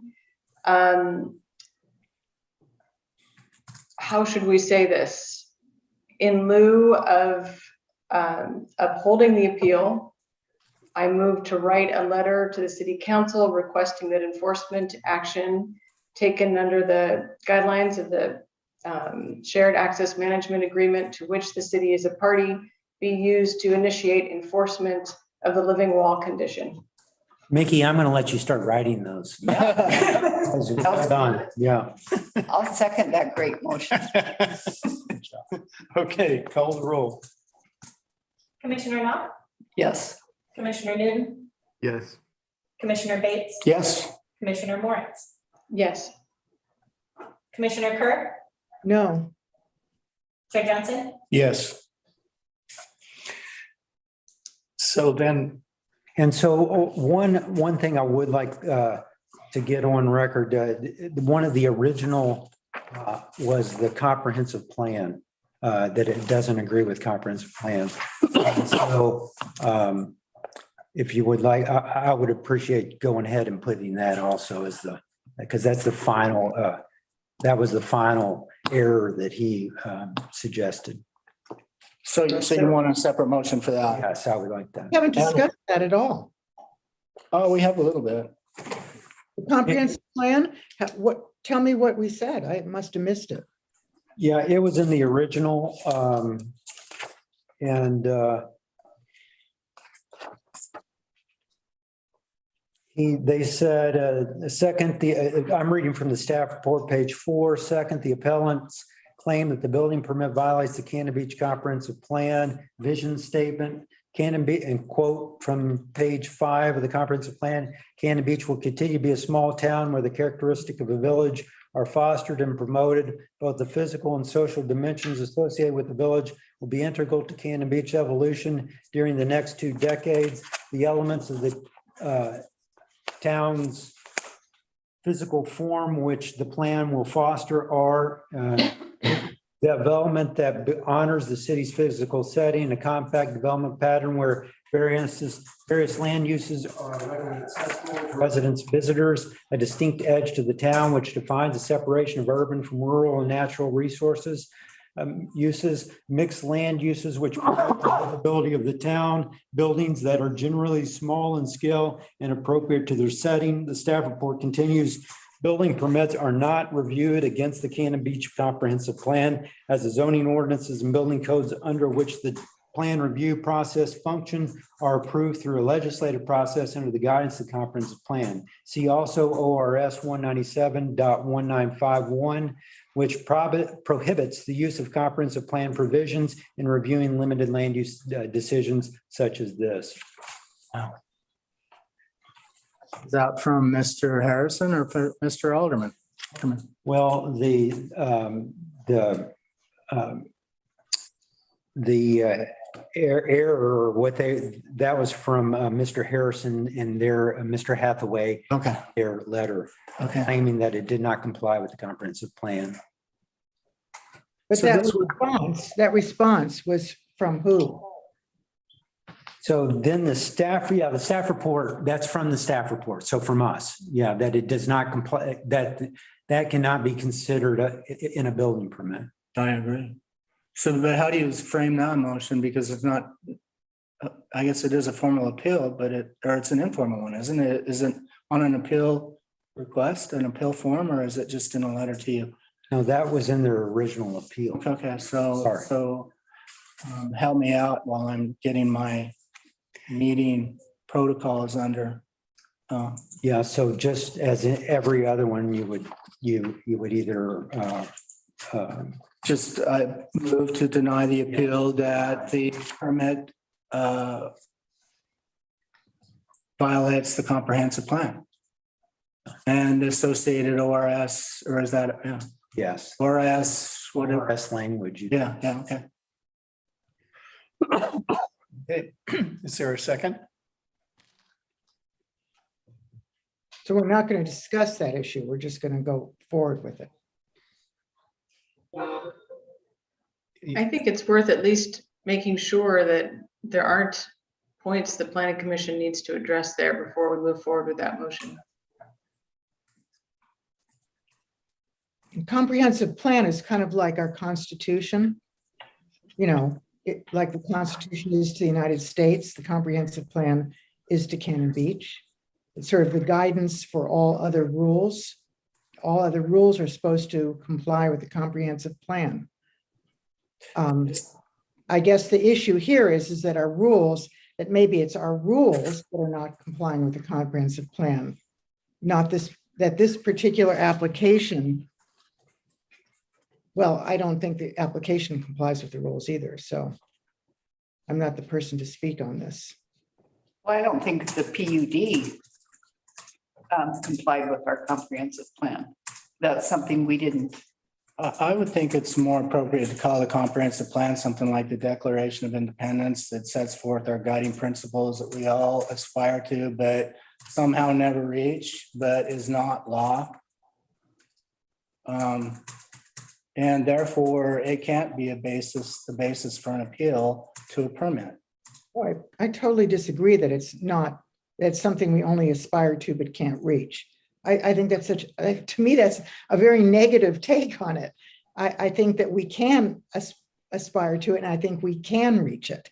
But, you know, that's philosophical, I guess. I'm just thinking whether it really has anything to do with this particular development permit, because the problem seems to be in our code and the original acceptance of of the PUD rather than this particular permit. I think you're right, Lisa. And I think the PUD doesn't comply with our comprehensive plan. I think the Ninjami house doesn't comply with their comprehensive plan because it's going to be a huge house. And that is that would have been more appropriate, I guess, at that juncture. Whereas this is a small house and seems to be making some effort to blend in to some extent, I guess. It's hard to say with the kind of drawings we've had before us, but I think that is the issue, is that it's our code that's the problem. So you have a motion on the floor. No, sir. Yeah, I know. Is there a second to the motion? Could you say the motion again? Because I just, The motion was to deny the appeal of Mr. and Mrs. Harrison to the, as it relates to the claim that the permit violates the comprehensive plan. the permit itself, could you say that? That the permit violates the comprehensive plan. Is that what you mean, Lisa? No, I meant that the permit itself, as it stands alone, violates. In other words, clarify that it's this, the actual permit isn't in violation of the comprehensive plan, which leaves it open for us to argue at a later date that our code isn't. I know, and all I'm saying is we're denying the appeal of Mr. and Mrs. Harrison that claims that the permit violates the comprehensive plan. I'm not making any statement on whether or not the comprehensive plan is something that should guide our deliberation. I'm just denying this appeal. Motion to deny this appeal. Okay, is there a second? Lisa, is there a way that you could suggest adding language to clarify what our sense is of the comprehensive plan versus deficiencies of the code that would make you comfortable? I can't right now. I honestly can't. Maybe. I can propose one. I can add that the commission makes no finding whatsoever on how the comprehensive plan should guide issuance of permits. We're simply denying this particular appeal. In relation to the comprehensive plan? The appeal is that you can't issue a permit because it violates the intention language of the comprehensive plan that says we shall be a village. I don't think that comprehensive plan is relevant at all, except as a guiding point to interpret the zoning ordinance, building ordinances. And I'm simply saying that is not a valid basis for an appeal right now. I think that's where I feel uncomfortable, because I'm with Lisa that I think this particular house isn't violating concepts of the comprehensive plan, but I'm not comfortable saying that comprehensive plan couldn't be some basis in the future. Okay, so this permit doesn't, we are, I'm losing my train of thought here. Let's see, I move that we deny the appeal that this particular permit violates the comprehensive plan.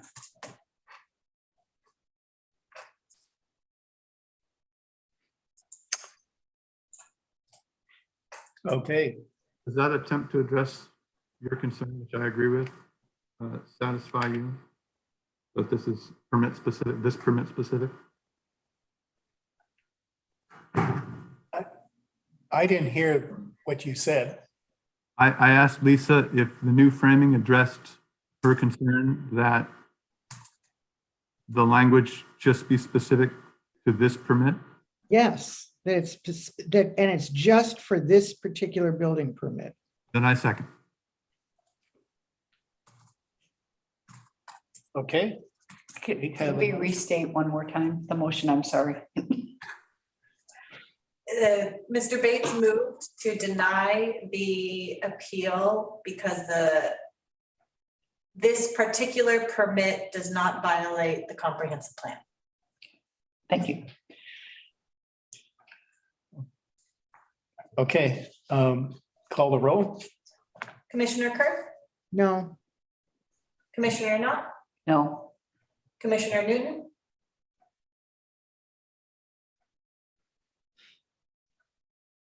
Yes. Commissioner Bates, Yes. Commissioner Moritz,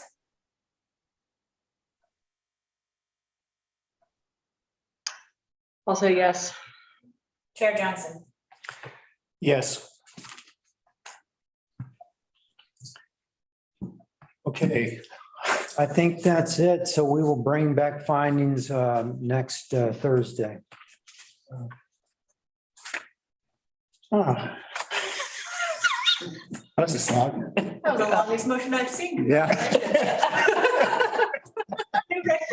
Oh, can we go back to this?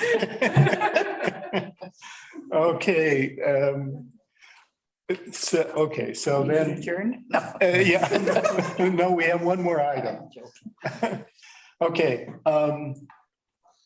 This is a quasi-judicial hearing regarding public hearing consideration of CU 22-01 Keith and Kristin AMO request for conditional use permit for the Shoreline Stabilization at 3863 Ocean Avenue. CU 22-01, Mike Morgan on behalf of Keith and Kristin AMO request for a conditional use permit for shoreline stabilization. The property is located at 3863 Ocean Avenue, tax lot 300, map 41006 BC in residential density and oceanfront management overlay zone. The request will be reviewed under the Cannon Beach Municipal Code 17.14.030 conditional use permit, 17.42.060 specific standards, and 17.80.230 and 360 shoreline stabilization and preservation grading. Does anyone object to the jurisdiction of the Planning Commission to hear this matter at this time? Does any commissioner member believe he or she has a conflict of interest or personal bias? Has any commissioner member had an ex parte contact or made a site visit? Site visit. Site visit. Site visit.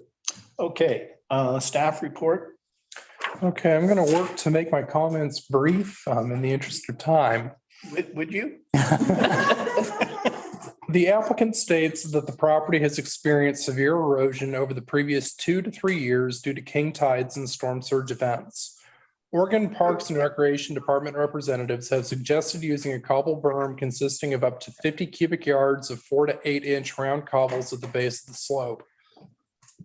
In addition to the cobble berm, approximately 10 cubic yards of imported sand would be installed to promote growth of willows that would be planted on 18-inch centers. The project would extend across approximately 50 linear feet of the oceanfront facing portion of the property. Moving into the applicable criteria. For the oceanfront management zone, the staff comment is that the underlying zone is residential moderate density R1, and shoreline stabilization, whether through vegetation or structural, is a conditionally permitted use in that zone. And then moving into uses permitted in the oceanfront management zone, conditional approval of shoreline stabilization is permitted on lots that consist of beach, active dunes, or other foredunes which are conditionally stable and that are subject to wave overtopping or ocean undercutting, or interdune areas that are subject to ocean flooding. The application states the elevation of the house is approximately 15 feet above mean sea level, and that the property is vulnerable to wave action and storm surges. There is a particular interest in providing protection to a Sitka spruce tree that would be negatively impacted by encroaching erosion.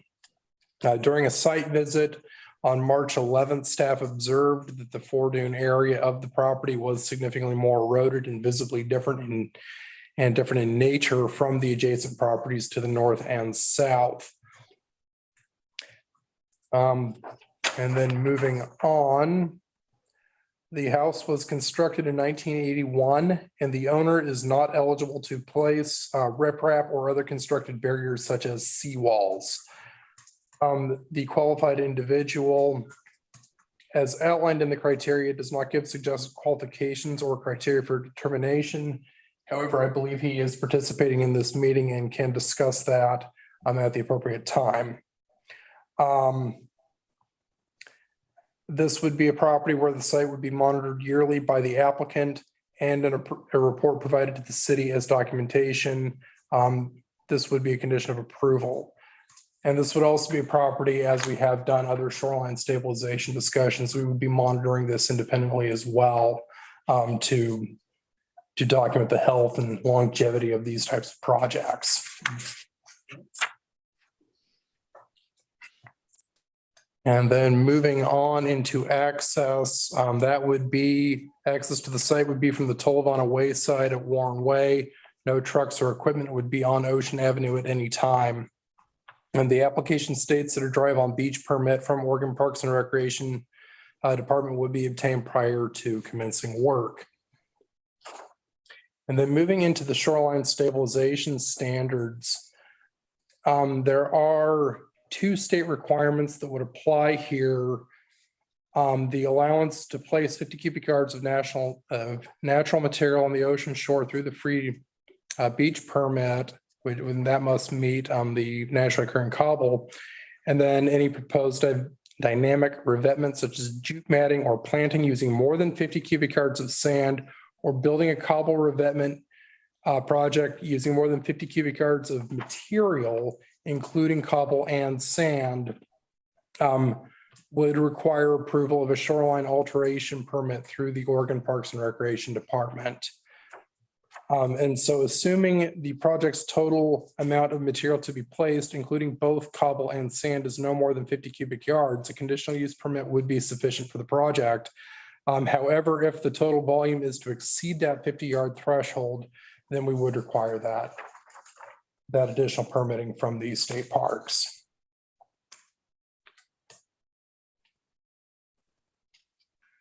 Let's see this. We've already covered that this would be an alternative to riprap, and that this would also not exceed the original footprint of the beach facing yard and dune area. Okay. The pertinent criteria to be considered are noted in the staff report and listed on the criteria sheet on the meeting page of the city website. Testimony, argument, and evidence must be directed towards that criteria or other criteria in the comprehensive plan or municipal code which the person testifying believes to apply to the decision. Failure to raise an issue accompanied by a statement or evidence sufficient to afford the decision makers and the parties an opportunity to respond to the issue precludes the appeal based on that issue. Prior to the conclusion of the initial evidentiary hearing, any participant may request an opportunity to present additional testimony, argument, and evidence regarding the application. The Planning Commission shall grant such a request by continuing the public hearing and leaving the record open for additional written testimony, argument, and evidence. Persons who testify shall be recognized by the chair, state their full name and mailing address, and if in appearing in a representative capacity, identify who they represent. Okay, is there a presentation by the applicant? Yes, Mr. Chairman. Thank you very much. This is Mike Morgan. This project is very similar to the other 3 in Tolovana, the Gossard, the El Mansi, and the Siegel projects were all approved recently. This is a little more urgent because of the large spruce tree that is one of the last large spruce trees on the ocean front. I think maybe only Daryl and Barb may remember Janet Recade and Lucille Houston, but they were instrumental in requiring that the builder at the time preserve this this sort of iconic spruce tree back in '81 when it was built. But this is a fairly benign project. I mean, it's 50 yards of cobble. And that's what's required by the state. East of the vegetation line where the state doesn't have jurisdiction, we would like to pack some sand mix that would support the willow growth and That's the 10 yards, but it would be east of the vegetation line, so it wouldn't be subject to the OPRD requirements. So it seems to have been working in other places, and we'd really like to get it done this spring so we can install the willows, which are starting to sprout out right now. I'll be glad to answer any questions. Yeah, I was wondering, Mike, have you started any of those other projects? No, we're scheduled to start next week. I see. El Mancy was completed. Mike, I had a question about fertilizer. So I think everyone's aware by now, runoff from fertilizer when it gets into waterways, whether it's fresh water or seawater, can cause eutrophication. That is a reduction in oxygen because it causes an algal bloom that dies, goes down underwater and decays and takes up a bunch of oxygen. So how do you make sure that any fertilizer you apply is going directly to the roots and is not going to become a runoff issue? Well, actually, we don't use any fertilizer. Great. The McEwen mix, which is it's a compost, does have nutrients in it, but it's a natural product, and it's just to allow. But the willows are so hardy and so aggressive that we in the past have not had to apply fertilizer. And so this McEwen mix, you're not calling that fertilizer. You're saying that's something different. It's compost. It's okay. compost. So it does have some excess nitrogen in it. If it's compost, it probably does. But I mean, in comparison to all of the, well, I mean, I think it's negligible. Okay. I have read that sometimes it's better to actually use a slow release pellet or a fertilizer that's applied very, very closely to the base so that there isn't a runoff issue and it's all taken up by the roots and it's all underground. Would that be an alternative to putting fertilizer or compost on top of the ground? Yeah, that could be done. But I think that in terms of slow release, there's nothing more slow release than compost. And I think Daryl would agree with me as a former or as a horticulturalist himself. Yeah, but I totally agree with that. There's natural fertilizer in the compost, but it's not anything like what you would receive if you were putting on commercial fertilizer. So I feel like it's really not an issue. Okay, good. That's very helpful. Thanks. A question related to that though, Mike, is what are the requirements of ORS, whatever that you said don't apply? What are they? Or is there something about clean sand or is it just in the amount of sand that can be used as fill? What is it exactly? It has to be 50 cubic yards. It can be all cobbles, or it can be a mixture of sand and cobbles. I think, but it has to be imported. It can't be taken off the beach. So all in other projects, sand is being imported for that purpose. But that's the only.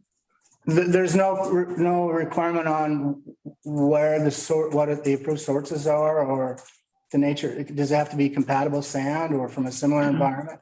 It just has to be off the beach. So most of the sand that's being brought in is generally dune sand from Gerhardt or Manzanita. I think where they're building houses down in Manzanita, they're scraping the dunes and quite a ways back from the ocean front in order to bring it up.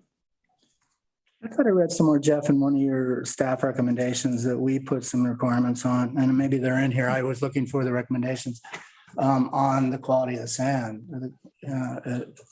Yeah, I don't think, maybe in past ones, but I don't really recall, other than clean sand, or I think was the language that's put on there, but I don't think it's, Not relevant or what? yeah. You know, I would suggest we can investigate the Fort Dune management plan, because it does have that type of language. That's what guides that, or that's what guides our language or our conditions that we. All right.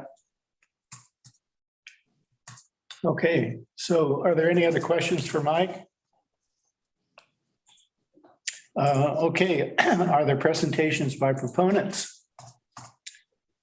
Are there presentations by opponents? There a hand went up right here. Diane. Oh, okay.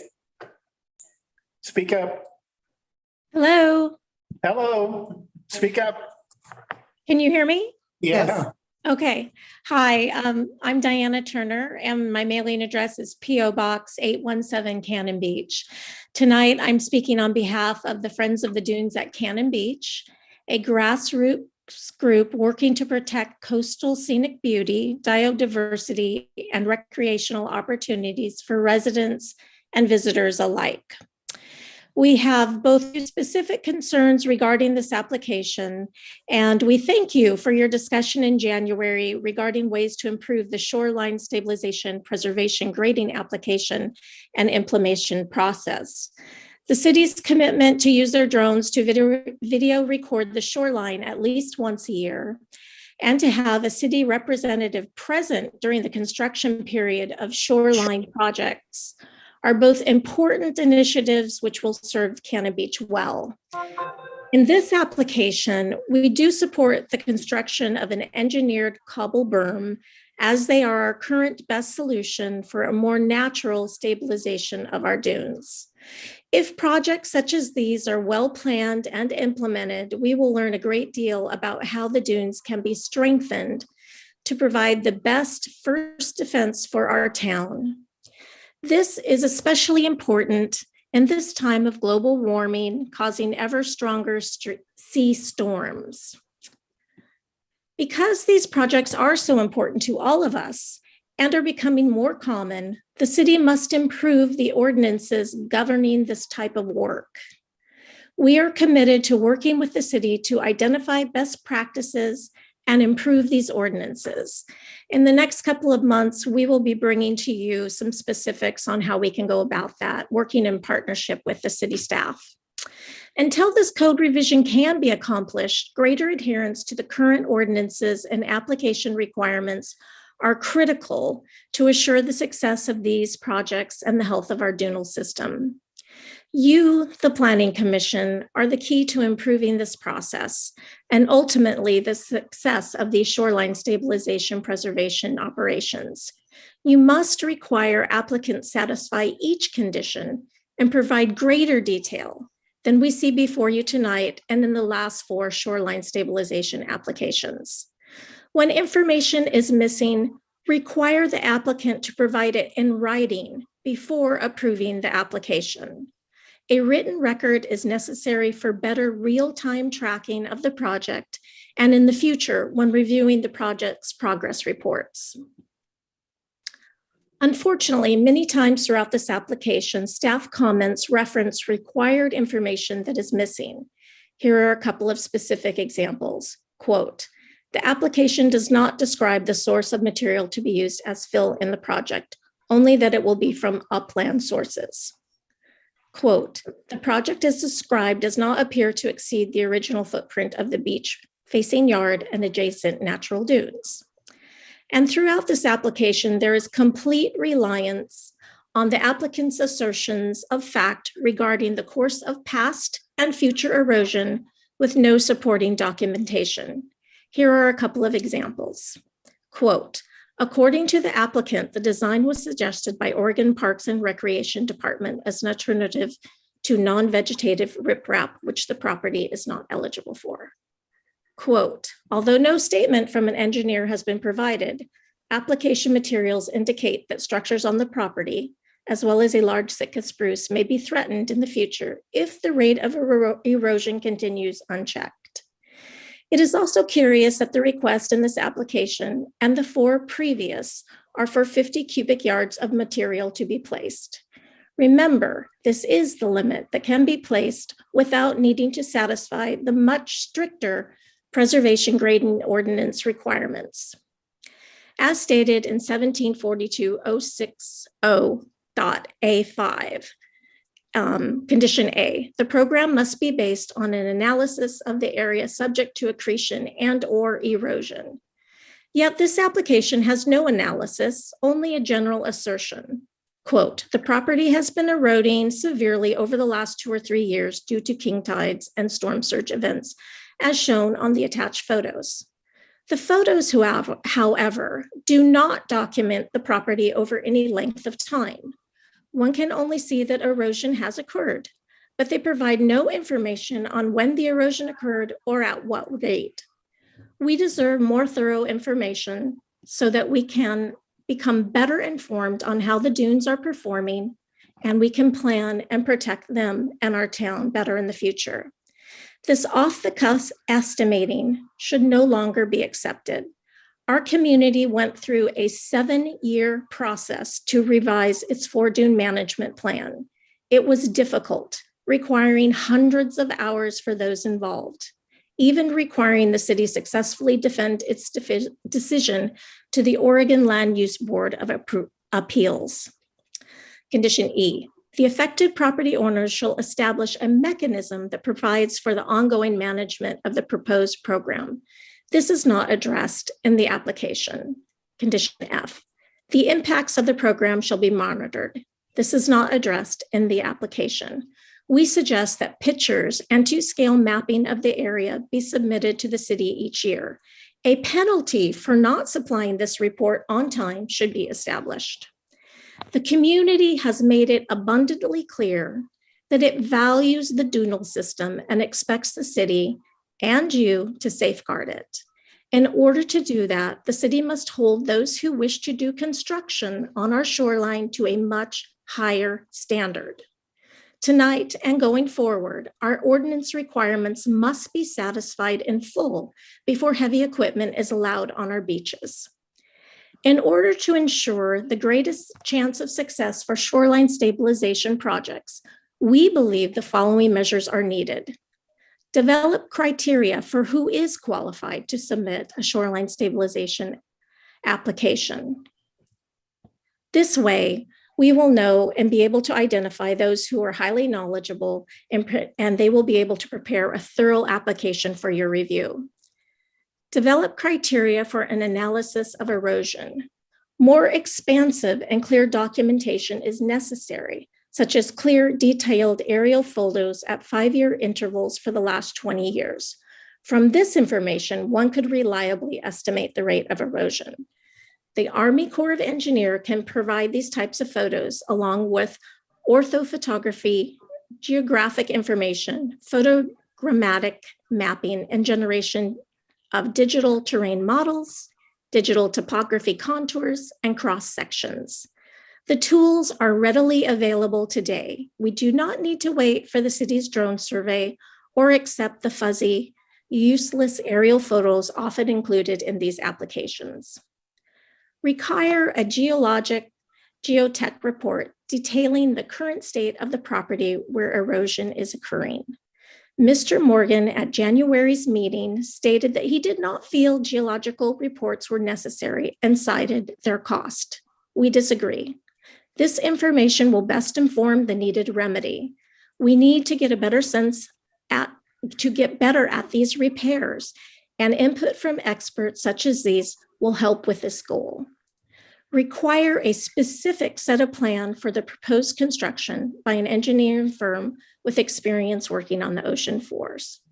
Much more detail is necessary than has been provided in this application. Type overlaid on a photo is not sufficient. Applicants should provide a specific written to-scale plan on the project, covering how will equipment access the area, what are the dimensions of the new construction, will sand be moved, and if so, to and from where, when will planting occur, how many plants of what species variety will be planted, how deep and at what interval will they be planted, how and when will the plants be fertilized, irrigated, and replaced, who will perform this maintenance work. A city representative on site when heavy machinery is on the ocean shore, followed by regular on-site monitoring during the remaining phases of construction. Our dunes and ocean shores require and deserve a high level of oversight. As we begin this new phase of more natural shoreline stabilization, time invested in learning about the implementation process will be valuable to the city. It should be required that applicants give the city enough notice so that city representatives can be present. And then yearly monitoring as outlined in Preservation Grading Specific Standards CBMC 17.42.060A3 for all shoreline stabilization projects. We have seen during the city's 20+ years of allowing dune grading for reviews that relying solely on applicants to provide monitoring reports is futile. If monitoring is truly valued, it must be required with greater specificity and rigor. Again, in the coming months, we look forward to working with the city to provide you with additional details on how we would like to see these recommendations implemented to improve shoreline stabilization projects. Thank you. Okay, thank you. Are there any other presentations by proponents or opponents? Can I ask a question to the last presenter? Go ahead. Okay, so Diana, to approve this application, I mean, a lot of the things you're talking about are actually changes in code again, and changes in the code. But to approve this particular application, given that the code has not been changed yet, what is the minimum that you would think that was necessary to make this application acceptable? Thank you, Lisa. So I think that some basic things, and I do understand that, you know, I've opened up a much wider window than you're dealing with tonight, but I think that Mr. Morgan had the opportunity, because this is not new information to you or to him, to fill in these pieces, and he's chosen not to. And I think that only shows that these changes are necessary in code. So I think that we need to be clear, is it 50 cubic yards? And I think that needs to be decided and formally presented to the city. So right now it's like, it almost seems as though that's something that's decided, you know, on the beach that day. And I think there should be some analysis as to why it's 50 cubic yards. Where did that number come from, other than that's the upper limit before you have to go into the higher requirements and get OPRD involved. So I would like to see that there has been an analysis of what is truly needed. Mr. Morgan mentions the Sitka and that it is in jeopardy. But again, there's no arborist report. There's nothing. And I don't doubt. Jesus Christ. I don't doubt that the Sitka is being undercut and that is hurting it. But I think that if there's going to be an attempt to safeguard that tree, there needs to be documentation that the best approach is being taken. And that's not anything that's in front of you. So I believe that there are experts who should be required to look at that and to give a recommendation on how best to do that. And an arborist report would satisfy that? I'm sorry? You think an arborist report would satisfy that, given that the code is the way it is now? Yeah, yes. I mean, if that's, yes. I think that they need to give notice to the city for when this operation is going to happen in a way that gives the city enough time to make sure that they actually can have a representative there to oversee the project. And I think that there needs to be more detail in, like I said, like how, okay, so we got a little more. Now we know that their planting is 18 inches on, but how deep and who's monitoring it? And are they planning to replant if there's failure? And then, you know, we've already discussed the fertilization. So what about the irrigation? There just needs to be more information on how this is going to be done. And then I really think that the reports, we need to tighten that up and ask for specific reports with a date and what should be included in that. And I think that there needs to be photographic evidence and there needs to be mapping. And there needs to be, a written detail of what was done and then what the result is.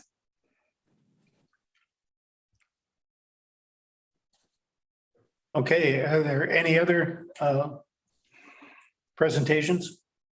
May I respond? Yes. Well, I think some of the things that Ms. Turner mentioned are fine. Monitoring and notification of the city is something we intend to do. I think most of her testimony is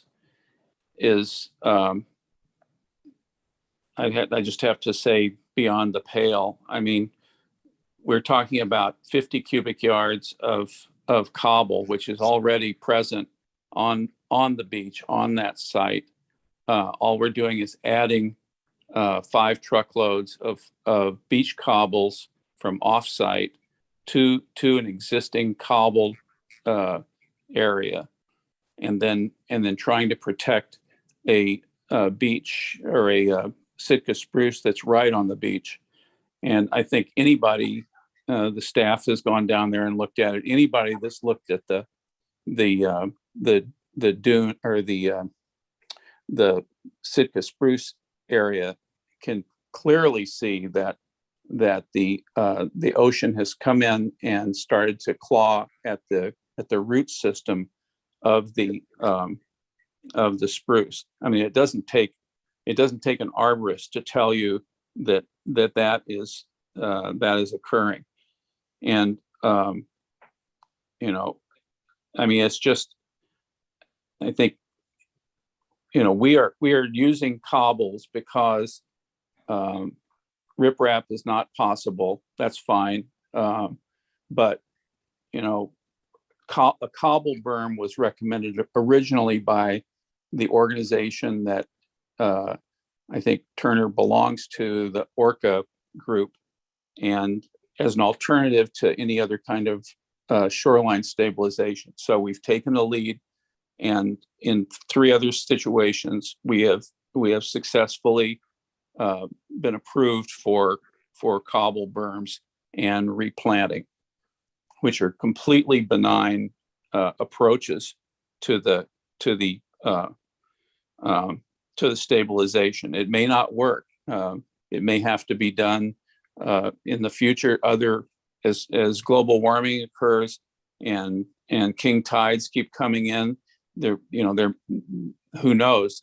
Managed retreat may be necessary, but this is an approach that is completely doable. We've done it in other places, and it doesn't require an engineering firm and reams of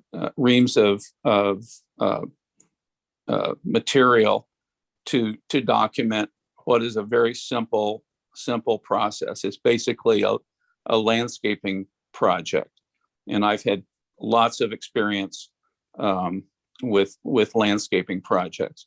I happen to be a co-owner of a licensed landscape nursery. I've done dune planting for about 20 years, so I think I'm a qualified individual under the code. So again, I sure tighten up the code, do what's necessary, but I think it has to be reasonable in this situation. And riprap, obviously, riprap can't be done without an engineer. A large burrito project shouldn't be done without an engineer and a geotech report. But what we're doing here is a very simple little project. We've answered most of those questions. All the material is from off-site. There's no requirement that we have to identify exactly where 50 cubic yards of cobbles comes from. If you need to know, it's coming from Moeller Sand and Gravel Nehalem. The sand is probably, if there's going to be sand, it's going to come from probably the main area. So I think we've answered most of the questions there, but I think,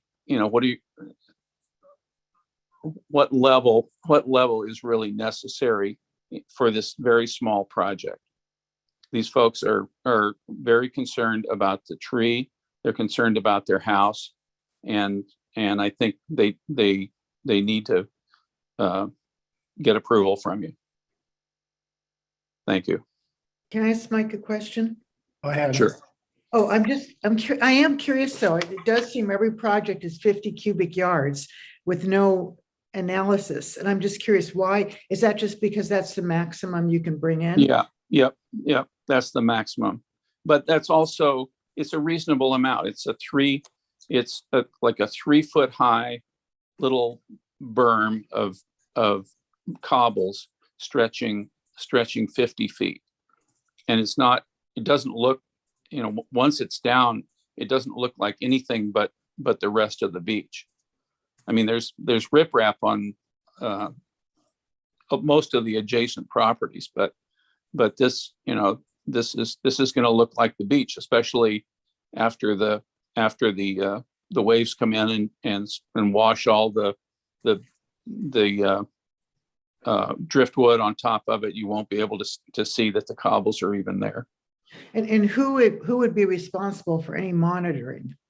Or will there be monitoring? I will do the monitoring. And so what you will report to the city and I'd report to the planning department. Yeah. Specifically with what, like pictures or written photographs, a written report, photographs, whatever's required by the planning department.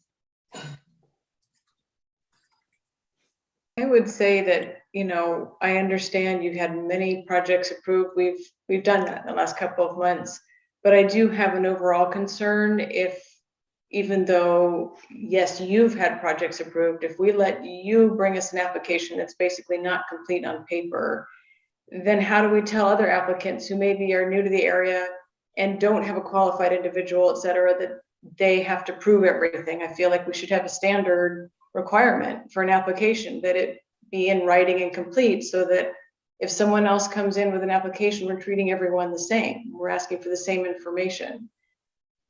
Well, I'm saying this more to the planning commission than to you specifically, Mike, but that I'm worried that we're excited. We're taking word for everything is going to be fine. But what do we do to make this fair to other applicants who may use a different firm to do the work?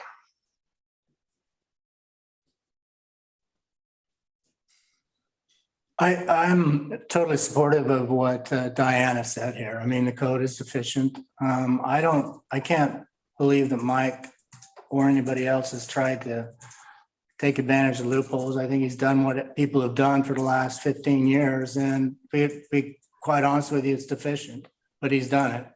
And we approved it. And I think we do need to tighten things up, but a lot of what Diana said are not things that we're going to be able to impose upon these people today. There are things that we need to build into our code so the next applicant knows exactly what our expectations are. Well, actually, I think a lot of what Diana said is currently required. So for instance, each individual who applies is supposed to indicate their qualifications. There is actually a reporting requirement already. Even if it's not enforced, there is a reporting and monitoring requirement. And if there's a geotech report required, I don't see why an arborist report couldn't be required if we're talking about a tree instead of a structure. But that is actually in the code, so we could enforce those things. I don't know exactly what's in the code. I got the feeling that Diana was suggesting that there were significant improvements we had to make, and that's what she was basing this application upon. Diana, can you help? I think both are true. I think that there is supposed to be an analysis done for that has not been done. I think that there's supposed to be a plan that specifies how this is going to be implemented, and that has not been done. So I think that I would say that both things. I think that, like I outlined to Lisa, there are some specific things that need to happen on this application. I just think that Mr. Morgan has, has been doing this for a long time, for decades. He's told us this, and it's been kind of a cowboy mentality, and that has been fine. But on April 4th, we're celebrating the 1-year anniversary of the Fordham Management Plan revision becoming law. And this is a new chapter, and this community has made it very clear that they have higher standards for these projects. So while I'm not surprised to hear that Mr. Morgan considers this a landscaping project, that's what he said ad nauseum during the Fordham Management review process. Obviously, I disagree. I am in support of a cobble berm. I am in support of doing whatever we can to shore up the pine and to keep that tree. We agree there. But his approach is his approach, which is, I've done this, I know how, this is small, and here we go. And while that has been enough in the past, I don't believe that it is enough today. And we do have much more required than he has provided in this specific application. So could you repeat again for me? I hate to have you go through it exactly where he's deficient. And we can just throw those into conditions and get on with it. Well, I think he needs to prove why he needs 50 cubic yards and 10 yards of sand, to just say that's what I want. Isn't a plan. It isn't an analysis. I've had a long career, and what you tend to do is give people latitude to work up to the maximum where you've determined that that's the point at which you have an interest. Not ask them to tell you whether they need 5, cubic feet or 50. If 50 is where we have a concern, why does it matter to anybody? If 50 is what he uses, why does it matter to anybody? If 30 is what he uses out of 50, why does it matter? Because we're bringing new material onto the shore, into the dune system, and it matters. It's interconnected. It is not just a landscaping project. This is not somebody's grass being patched. I have another question to Mike, if you'd let me finish. So maybe the application is deficient on specification of sources, but do we have the right to ask them to do that? I'd like to say something. I mean, go ahead. First of all, I really take umbrage that it's the cowboy mentality response. I am not a cowboy, and I've never been accused of being a cowboy. But this approach has been blessed by Turner's organization, the ORCA, and we are trying to do a very benign approach to stabilization. 50 cubic yards is not a huge amount of material. It's 5 truckloads, and once it's dumped and spread over 50 lineal feet, you're talking about a 3-foot berm, maybe a 3x3 berm, stretching that distance. And the code does not require an arborist to look at the tree.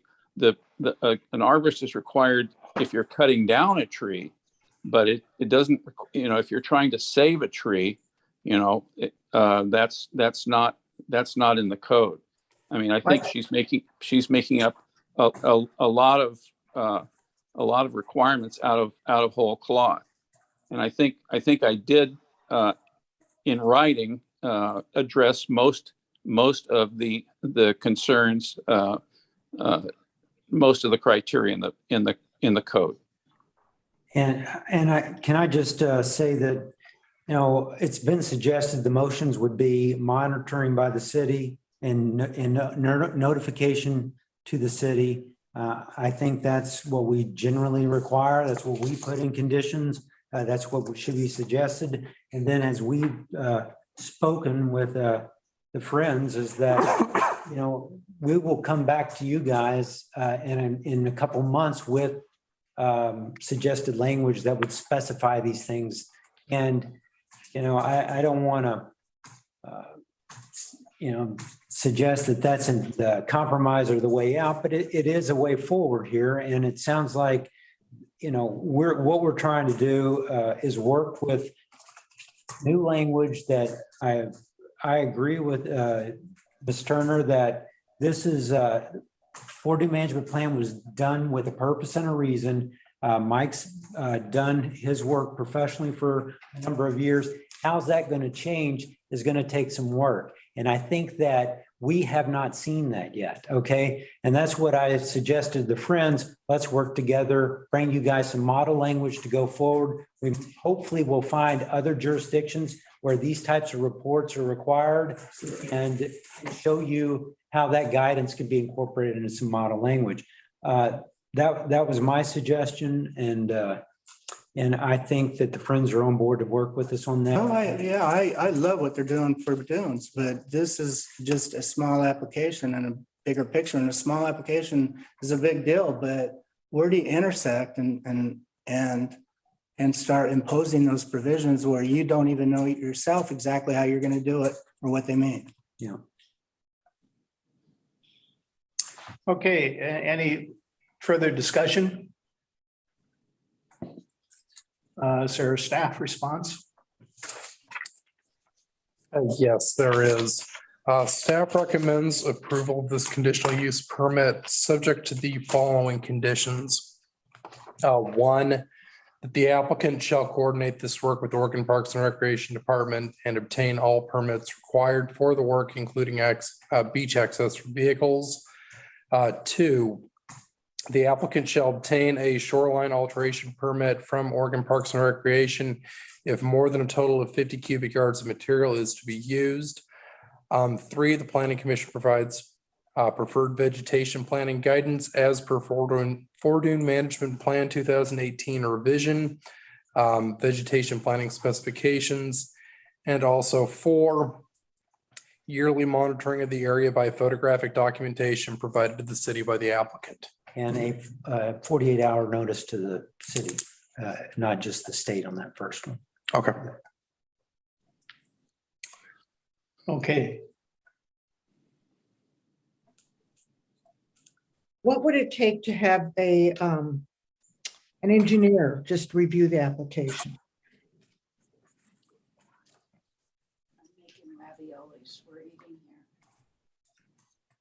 Can you say something? Am I muted? No, I heard it. Who are you asking, Lisa? I'm sorry. Oh, I'm asking Mike. Well, this Mike, I assume. Yeah. Me, Mike Morgan. Yes. Sure. I mean, we could have, Tom Horning or a civil engineer review it, but it's going to be, I can guarantee it's going to be a very brief report because it's not a structure in the traditional sense of the word. I mean, a riprap structure, riprap wall is a structure because it's huge stones that have to be carefully placed up in a certain angle and buried into the sand. This is not that. So I really don't think an engineering report is necessary, but if you want, I can ask Tom Horning to do a brief report. Okay. And is it possible to get some kind of a report on what exactly is in the compost, what it's comprised of that you're planning to put down? Sure. Okay, any further discussion? Okay, if not, we'll close the public hearing and move to consideration. So Lisa, I have a question for you. Would you put those two things as conditions? Yeah. Okay. Yes. So let me clarify, sorry.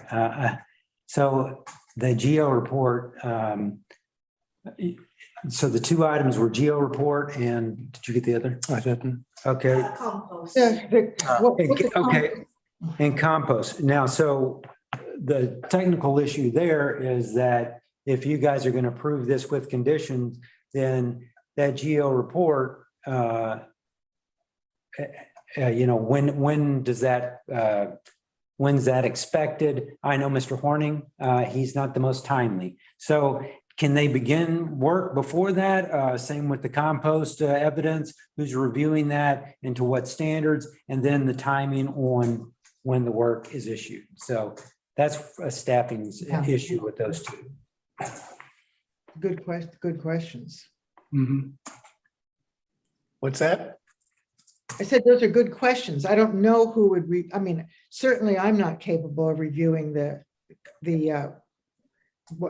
I'm not a chemist. I can't analyze post. May Yeah. I speak? Yes. I mean, yeah. I'm not the chair. Gary, do you have any heartburn with that reopening? Yeah, I've already closed the public hearing. We're in consideration, so we need to make. I could just respond to Lisa's questions. I mean. Yeah, okay. Well, I think, first of all, I think we could have, Mr. Horning on site during construction.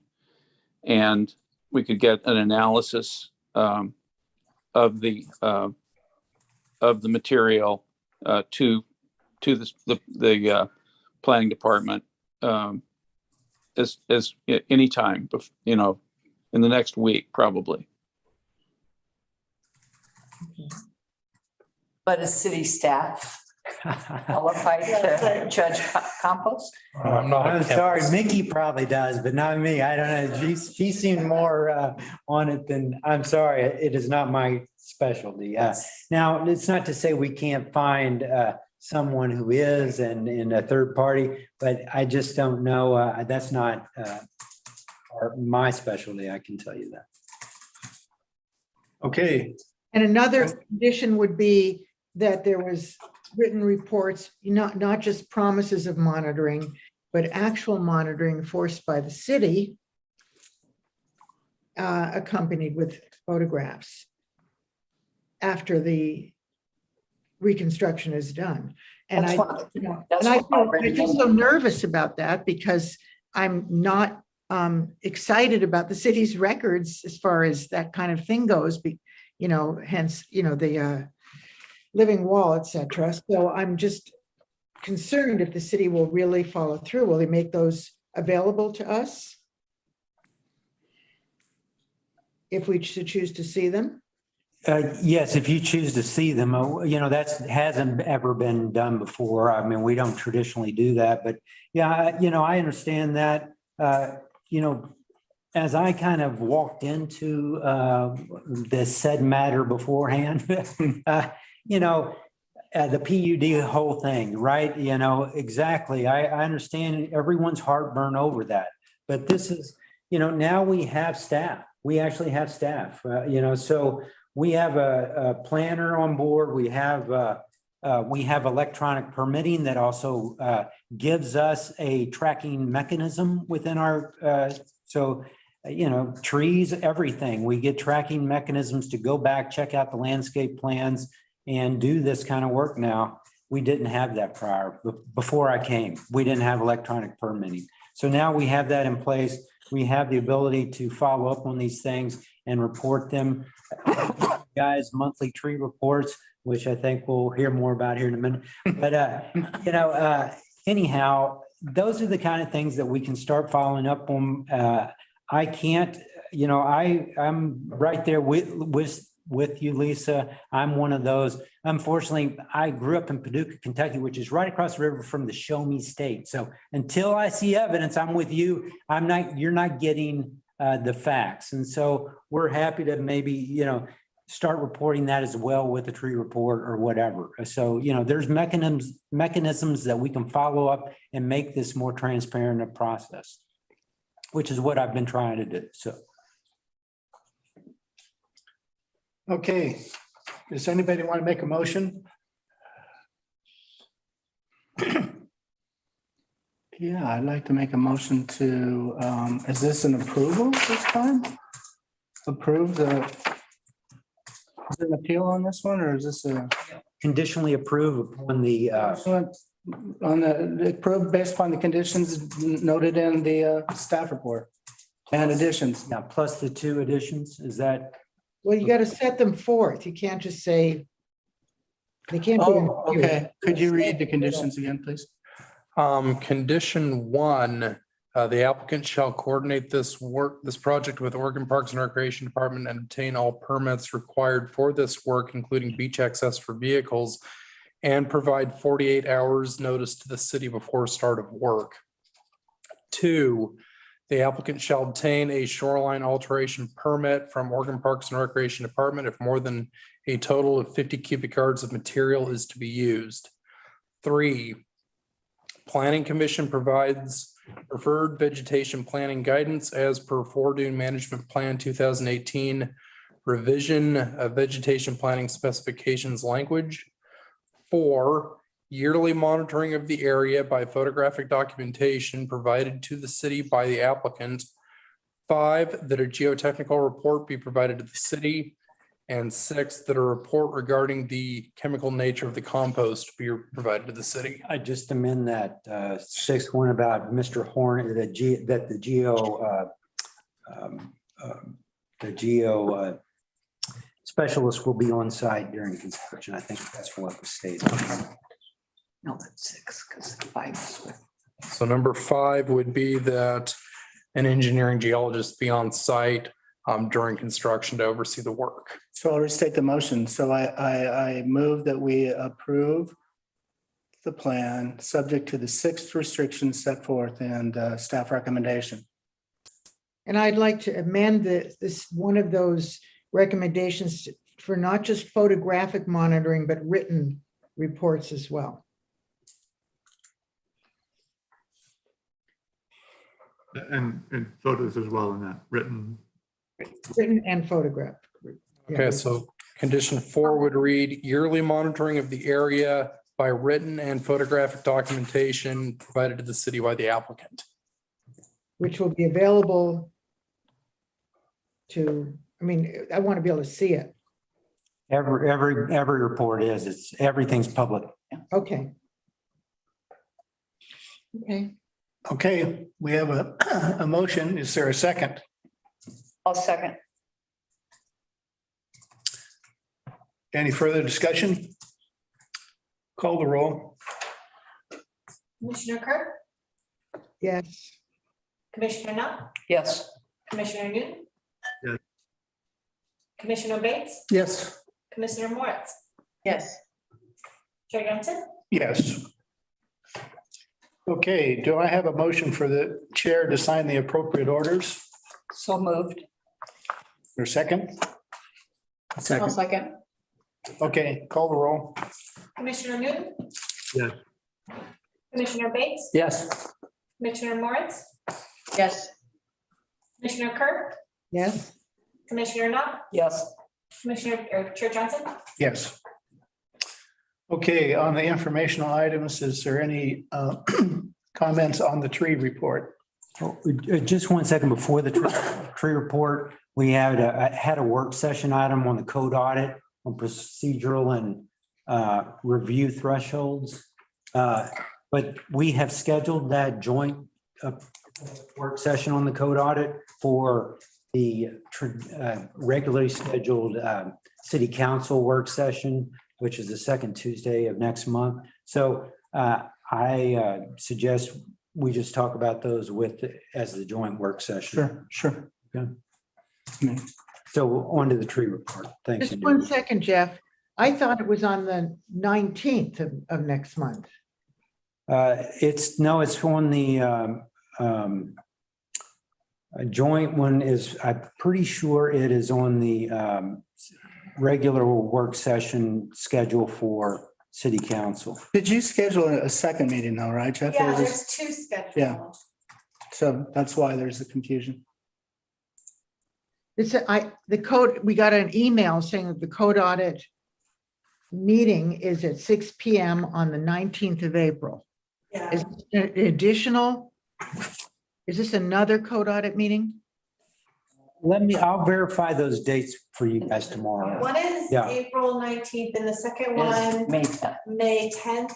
I'm looking them up right now. Okay. But one of them is about the, One's TSP. One is a TSP, one's the. And that code. was the May 10th is the TSP. Yeah, Yeah, okay, that's what it was. and then I have, the other one is the 19th when we meet April with. 19th. okay. So is there anything on the 12th? Just a regular, I mean, I Regular assume working just a session. regular work session, not one of ours. Okay, Okay, and I'll verify all that and get that out to you guys, okay, okay? thanks. Okay. Ongoing planning items? Trees, yeah. There was, in the tree report, Jeff, I was looking down on to February 9th, 2022 for Berg Long. It looks like we cut down 6 trees and there were no required to replant. And I just wonder what was going on there. Yeah, I was wondering that too. February 9th, Yeah. and you said long? Yeah, this is the property just over the corner there where they're gonna put in that small house. I believe, and we could double check this, but I believe that this property is an undeveloped lot. And that the number of trees remaining after these 6 that were permitted for removal would be sufficient to meet the code requirement. And maybe I'm mistaken. I'll have to go back and look, Robert, but I thought there was a requirement to replace trees that are cut and that, and no event should trees go below four trees on a property. Yeah, and there's plenty more, what we're saying is there's plenty more than 4 there.